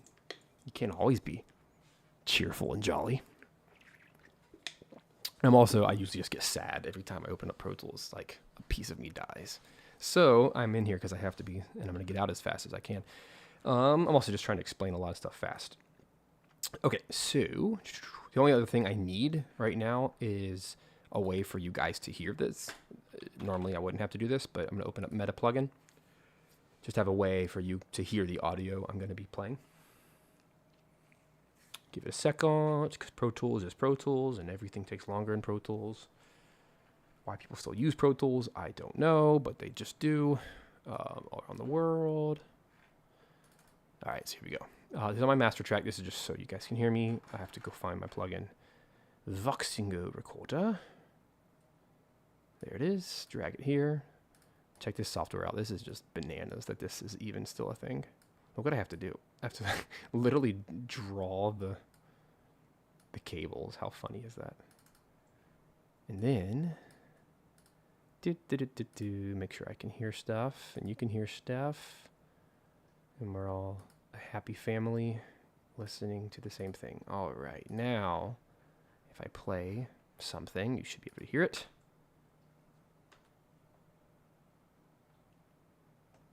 Wait, you can't hear that? Why not? Let me get my marker thingies. There we go. Slippity slip. All right, I can hear that, but you can't hear that. There's a problem. Por qué no?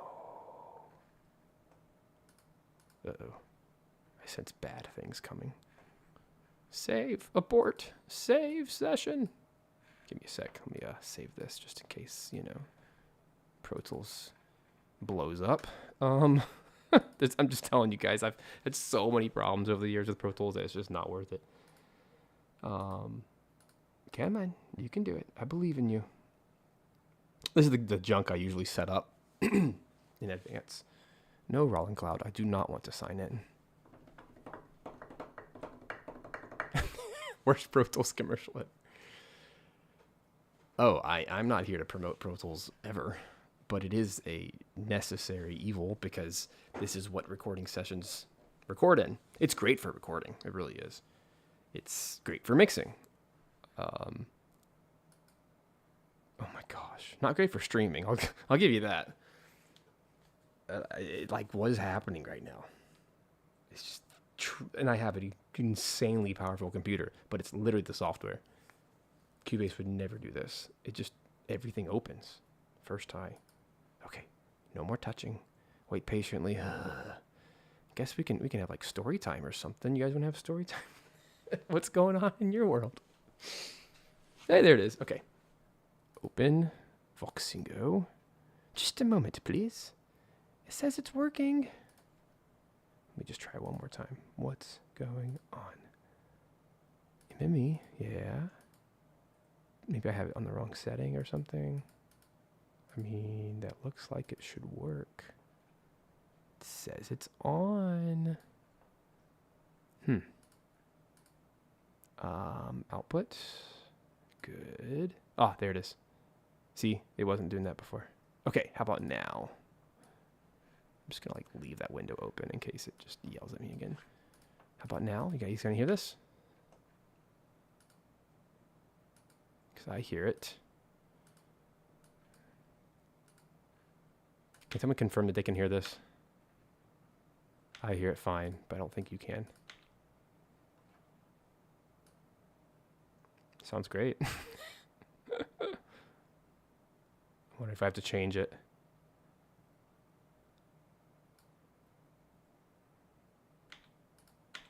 No, you guys can't hear that? Bummer. Let me try a different output, see if that changes it. Bummer. It sounds so good, guys. No! What's a guy to do?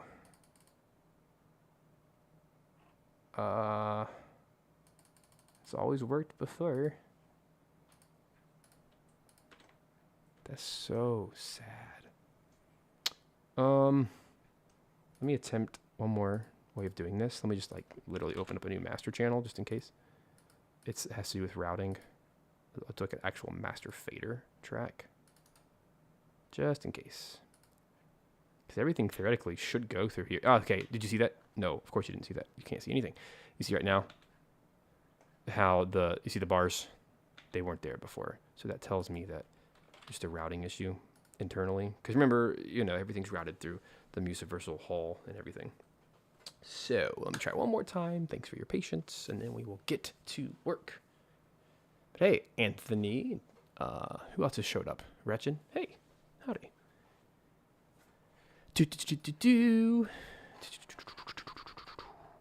Voxingo recorder. Ancient plugin, but it has been my best plugin of all time. I use this thing on every stream. And I have a couple of videos on YouTube that have blown up in recent years because I've talked about this plugin and how useful it is for streaming and recording. People just eat this stuff up because I can't think of another solution, truly, that actually works. All right, let's see if this saves it. No. Okay, maybe it's because 1, 2. That's so weird, guys. It's working perfectly on my end. Weird. One more try. Properties. This is just going to break my heart, isn't it? Let's see what this happens. Oh, junk.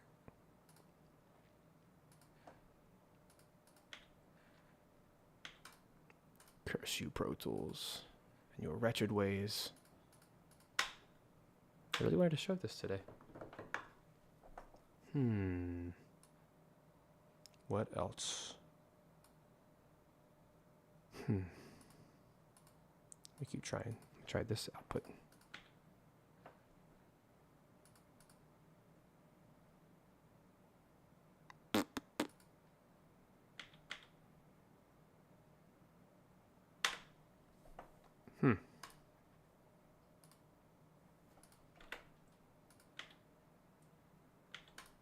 For what it's worth, it sounds very lovely.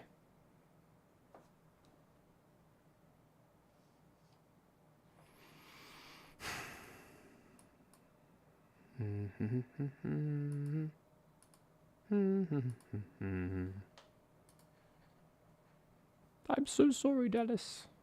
I wanted this to work. It's really weird because like this has always worked. Put on a master channel, and then because everything's going to the master channel just fine. There's gotta be some internal routing thing here. Let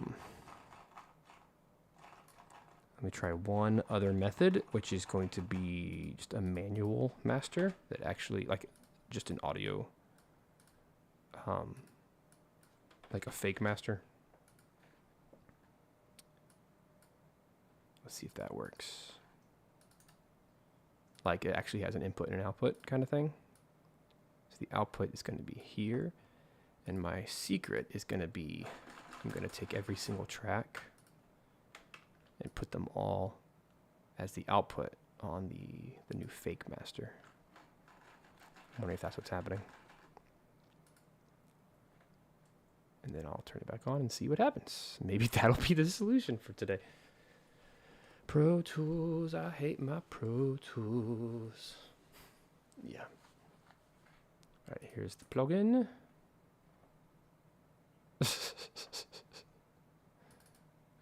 Just a moment, please. I love how polite it is. Just a moment, please. Oh, that's not good.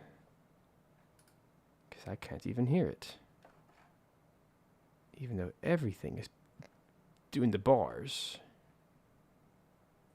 And it says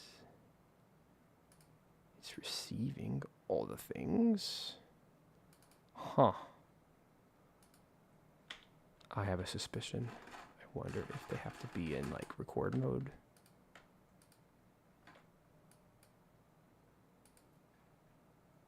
Interesting. Well, this is the saddest day ever. Let me try one more time. So if this is going to master, and all of these are going to woodwinds, would the woodwinds play?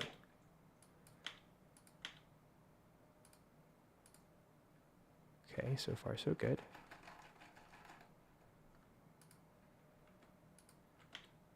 Guys, I'm going to freaking figure this out. This is bananas. Why is there no... Like, it's working. Look at it. It's playing. Okay, so they're all going here.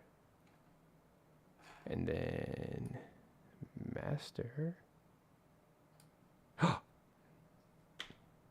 got really excited. Okay, I hear it now. That's good.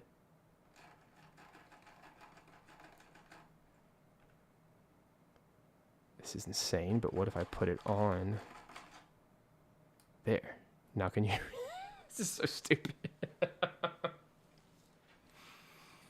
Oh. Sounds like Final Fantasy, actually. This woodwind bit is so pretty. This is so stupid, me describing the music, and you can't even hear it.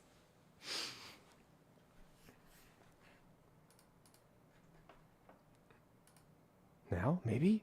No, how do you not hear that? It's absolutely gorgeous. I don't know what else to change. It's like, this is my normal setup. Something with the routing of everything. You can hear it. Please tell me you can hear that. I think you can hear it.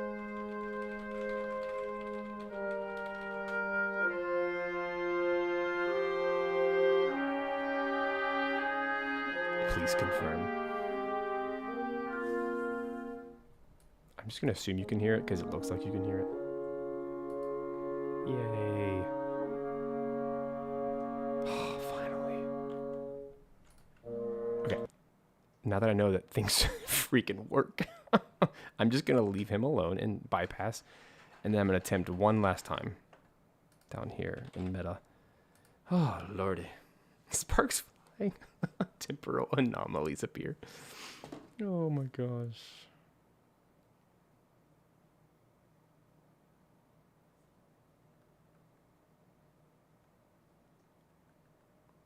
I'm trying, guys. I'm trying.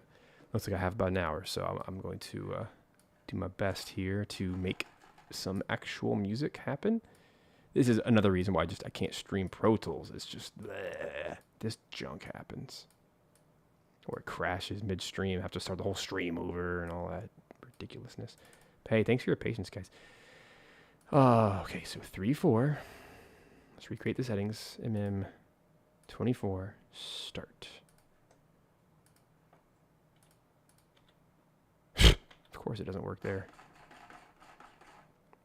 Looks like it is bus specific, which is just insane.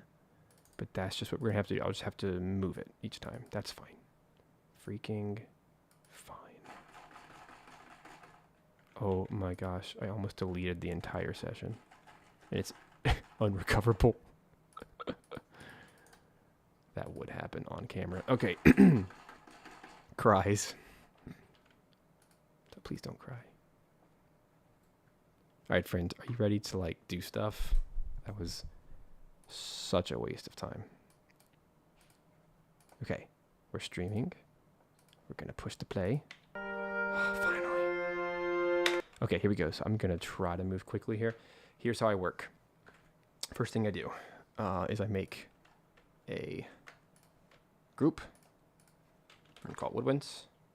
And now I can move all these tracks simultaneously. Let's make sure we have a good in point and out point for the track. I'm gonna set this back a little bit. Let's make sure that our grid is on. So we're gonna put our grid back on the bars and beats. Looks like it is currently on that. Boom. All right, time to make some music. Here's what I do. I go through each section like this and just make sure the entrances are nice and lovely. Woodwinds are already pretty quiet, so I'm going to take all of them and increase the volume a little bit.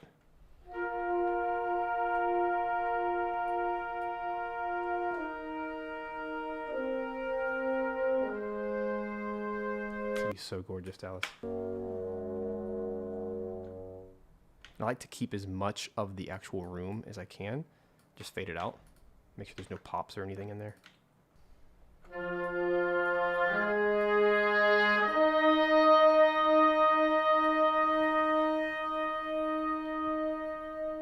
Like that. Just, you know, check all the phrases, make sure it feels good. Try to get this starting point as close as possible. It's a little fade in. If a particular section feels like it needs a boost, I will.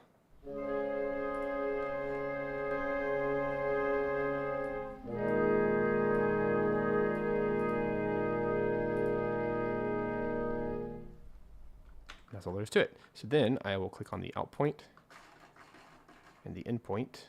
That way it's all perfectly inside my measures. And then I have a shortcut for exporting. And this one, we're just going to call woodwinds. And then let me go over here. Pretty simple, right? Let me find the folder. This track is Of Empires Lost. That's the name of it. Final mix. My Pro Tools stems. Here's what it looks like. I'm going to use that current folder and make sure it's offline. It'll bounce super quick because I have a supercomputer that just magically does stuff. And before I like commit my entire life to doing this, I'm gonna make sure that it actually exported. You should be able to hear this. Let's find out.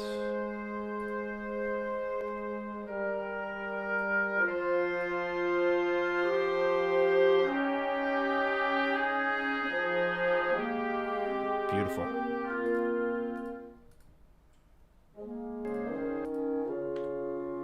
Uh-oh.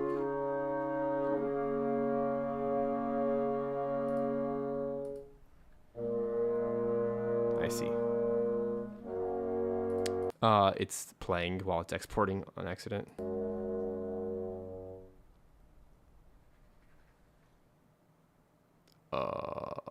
If it'll let me move it. It does work though, that's good. It's just gonna take so much longer.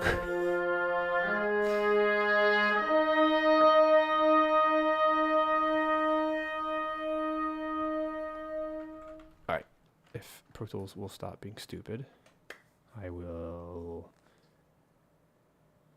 There we go. Okay, I think the secret here is just to leave my window open and to move Meta Plugin to the next section. And theoretically,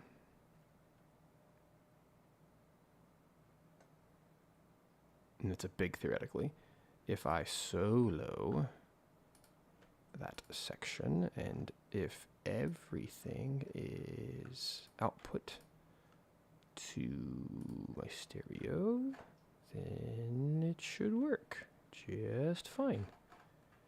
Okay, these are my overdubs now. And I don't even know if I have to turn it back on.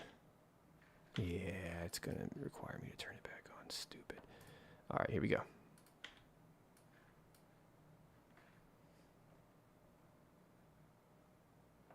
Oh, you can't hear it.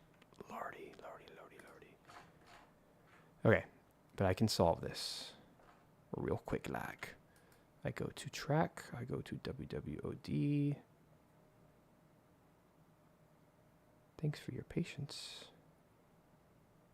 I don't see it. It's very frustrating. Oh boy. I'm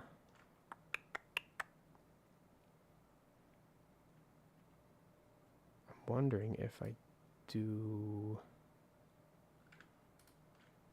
this track. There it is. Okay, wow. This is like pushing my brain to the limit. Trying to figure out how you can turn this junk on. There, it should work now. Okay, cool. All I want is this one little passage anyway.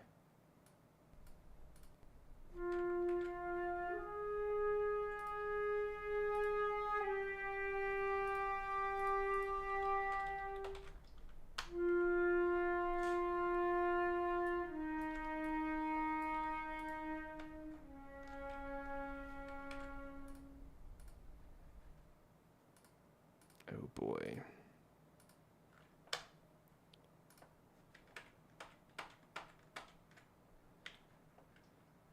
So glad you guys enjoy watching me suffer like this, but hey, that's okay. That's what friends are for.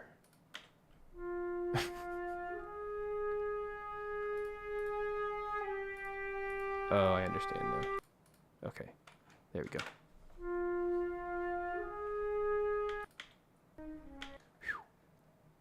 You guys are just dedicated. If you can handle me today. All right, here we go. So now that they're soloed,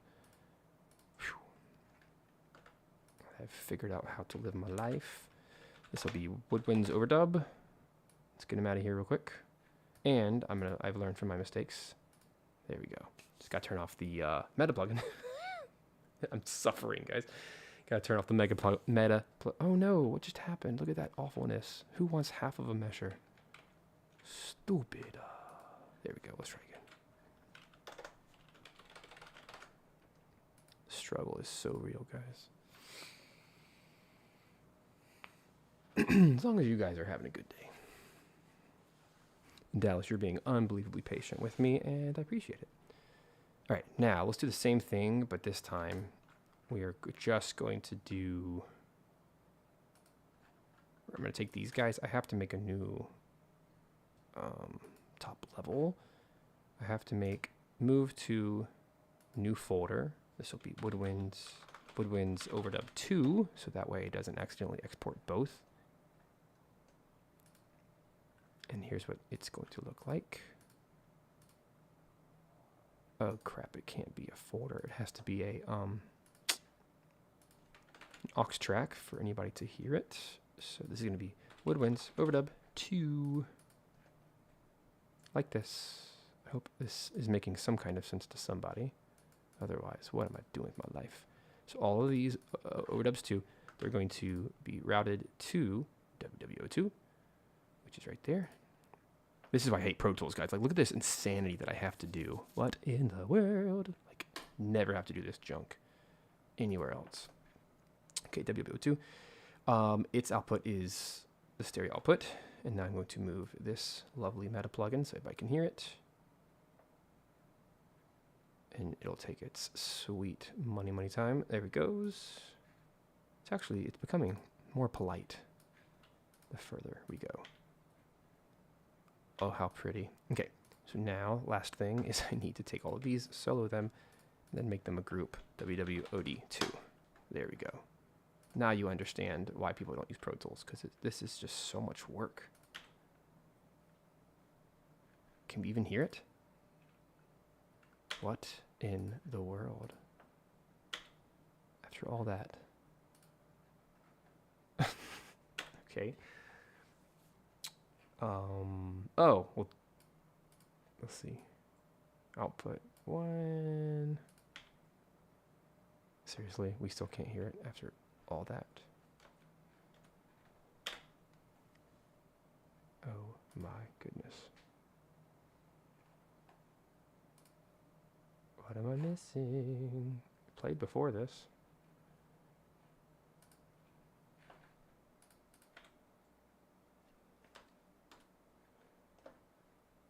Okay.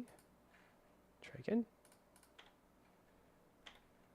All right, so all of these guys should be going to the track WWO2. They're currently routed to the stereo out, and then we have. Whew, this is wearing me out.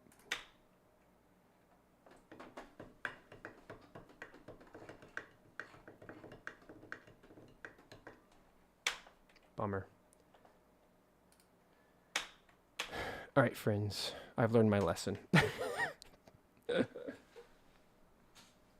right, this is going to go faster and better for everybody if you just give me like 5 minutes. I'm just going to pop off stream real quick, put it on coffee break, export these bad boys so that I can hear them, be done with my life. Well, not for real, but done with Pro Tools.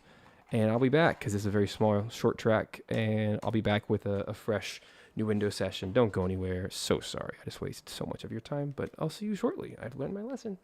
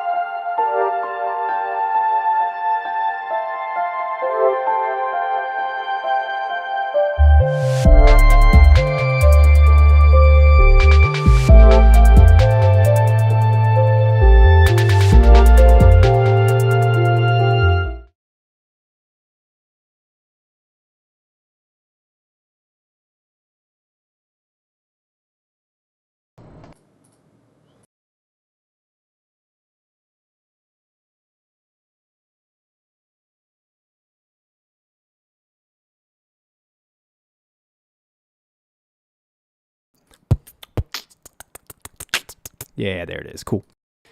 Okay, figured it out. That was so much work. Okay, guys. Yay. I think we're good. Okay, I have a new window session here. I actually just copied my previous one. But we're going to change the tempo to 78 according to the score. Is it still muted? It should be good now, right? Can you hear me? Yay. Okay. Other thing I need to do is take all of the stems from the last track and get rid of them. Should be pretty quick here, like this. Get rid of all of those items. And then over here, we're in 4/4 times 7/8. We're gonna start at 2/1. The whole thing is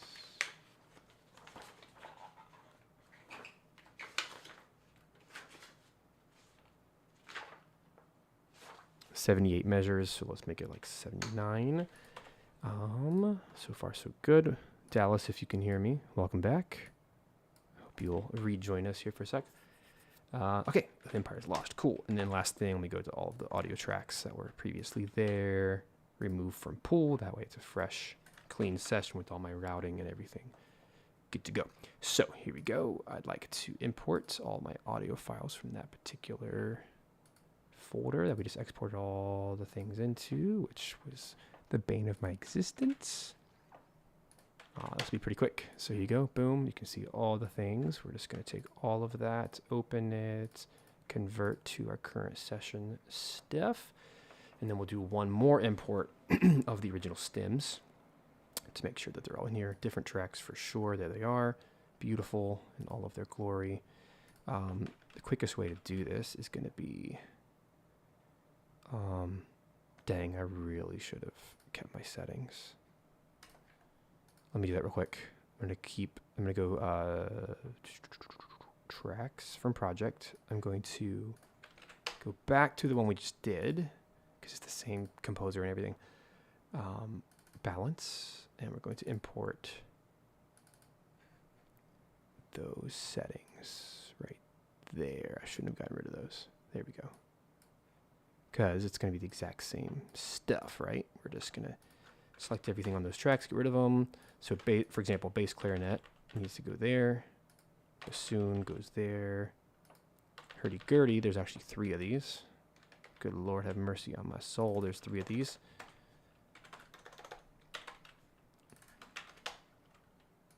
Nothing like 3 gurdies.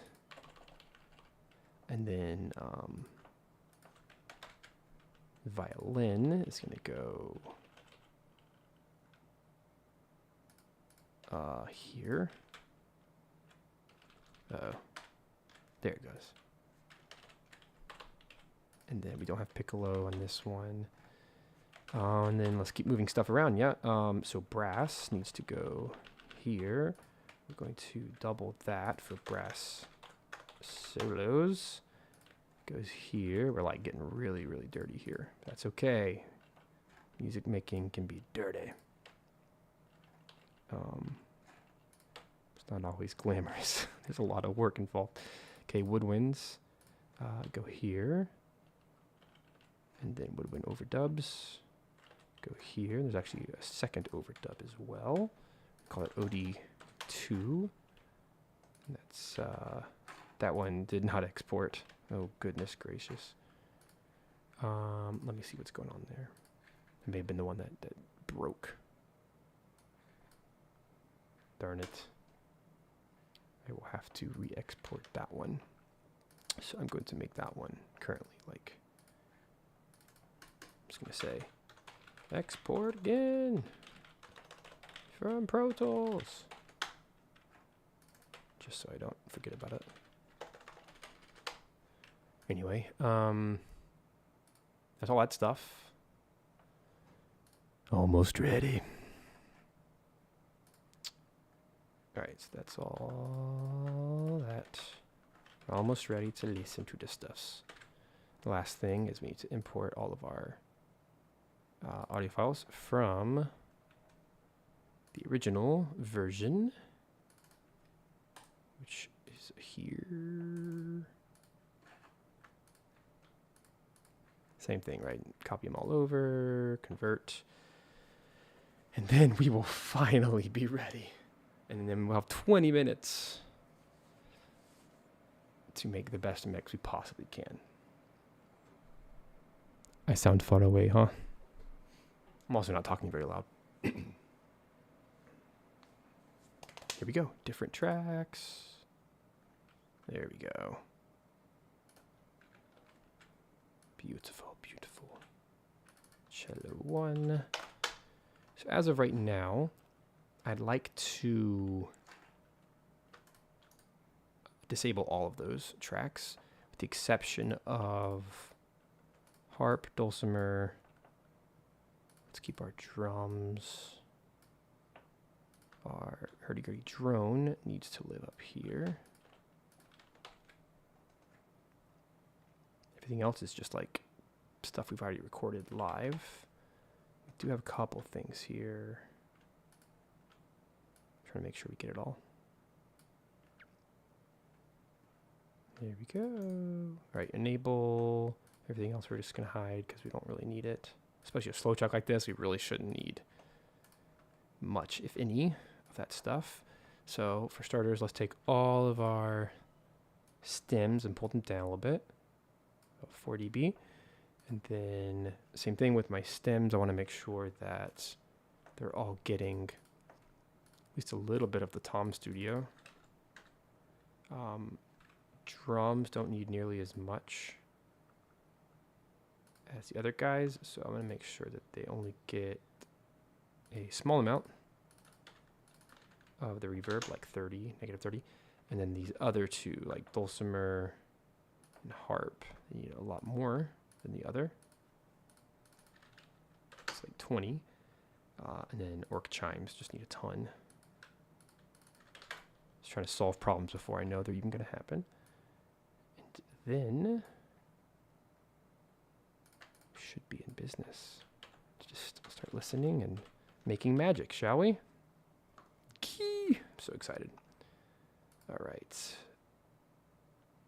So let's do this. Let's take, what am I trying to do? Voxingo. You guys got to be able to hear it, of course. Go to my little preset. Yay. Thank you, Nuendo, for being awesome all the time. And here we go. Uh-oh. Even Voxingo is yelling at me. Oh, it doesn't want to work. Let's try again. That's so weird. This is what Pro Tools does. It just destroys everything in its path. Like it's on and everything, see? No. No. What treachery is this? After all that work. Ah. Dang it. The payoff is no more.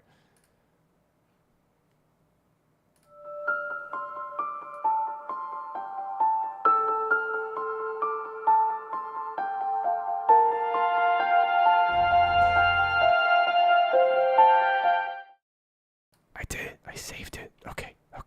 That's all it needed. Here we go. Here we go. This is going to feel way different once we have the real dulcimer. So I'm going to like mix on the fly here. You guys ready?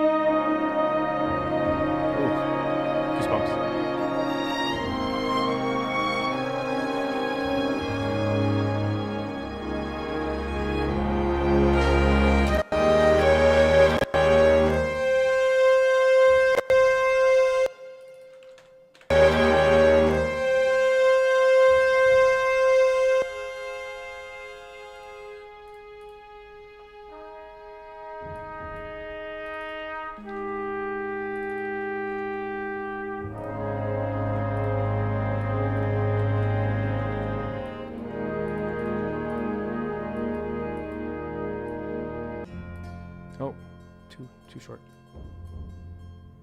Wow, okay, this is gonna be amazing. Just needs lots of love. So let's do this. Let's first turn off all of the fakes.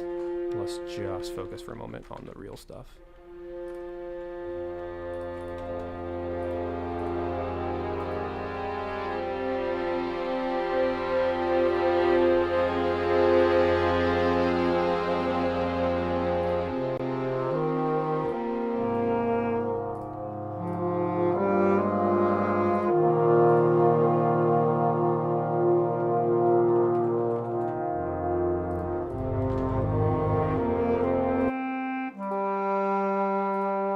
Let's get these tamed down a little bit.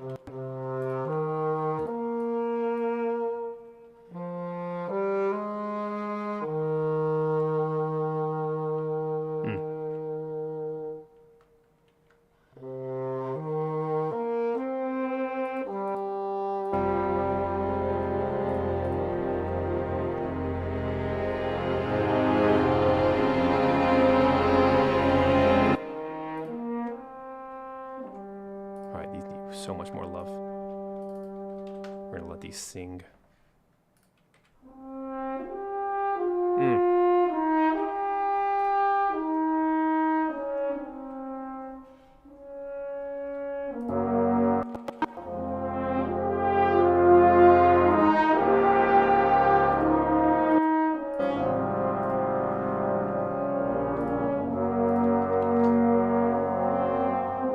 I'm gonna try to avoid phasing because it's the same instrument by putting it more left or right.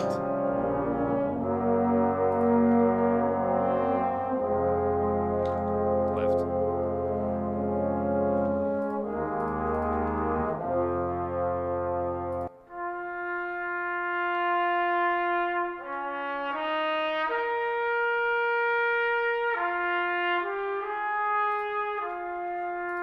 It's kind of nice centered though.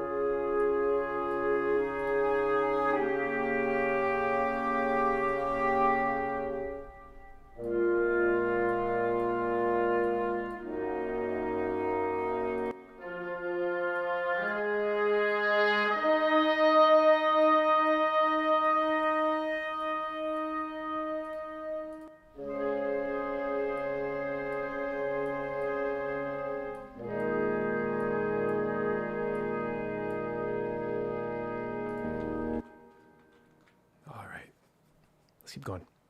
Got a few more minutes.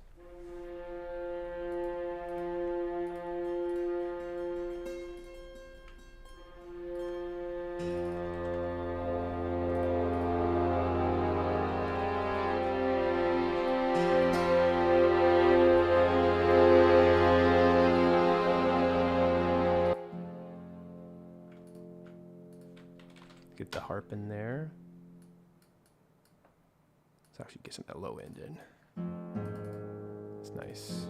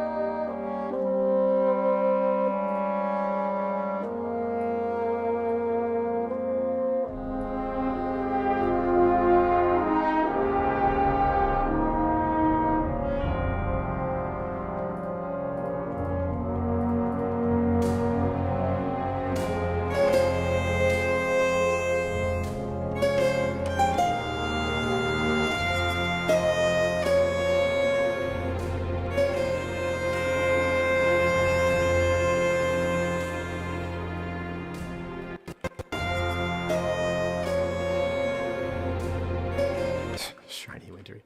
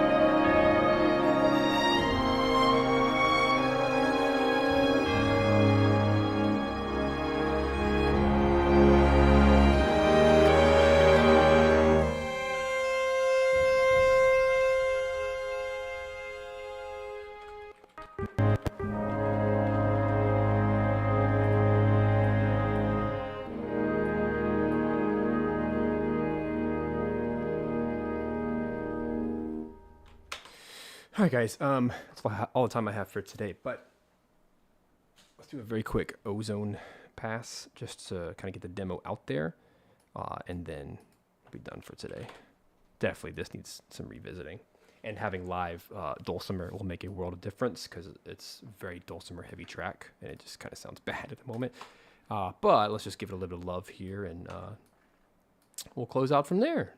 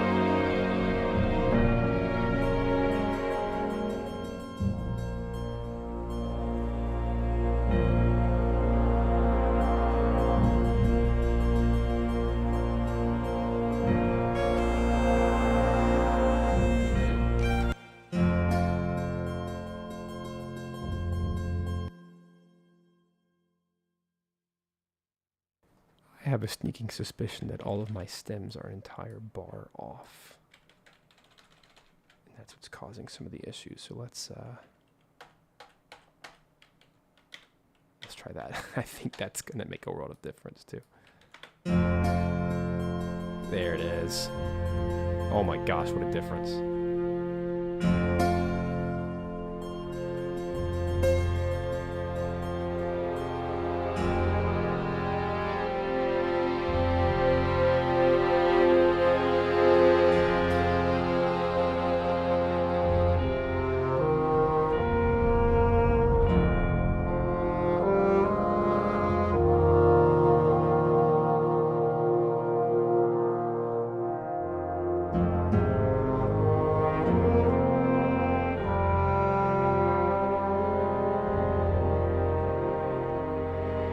Infinitely better.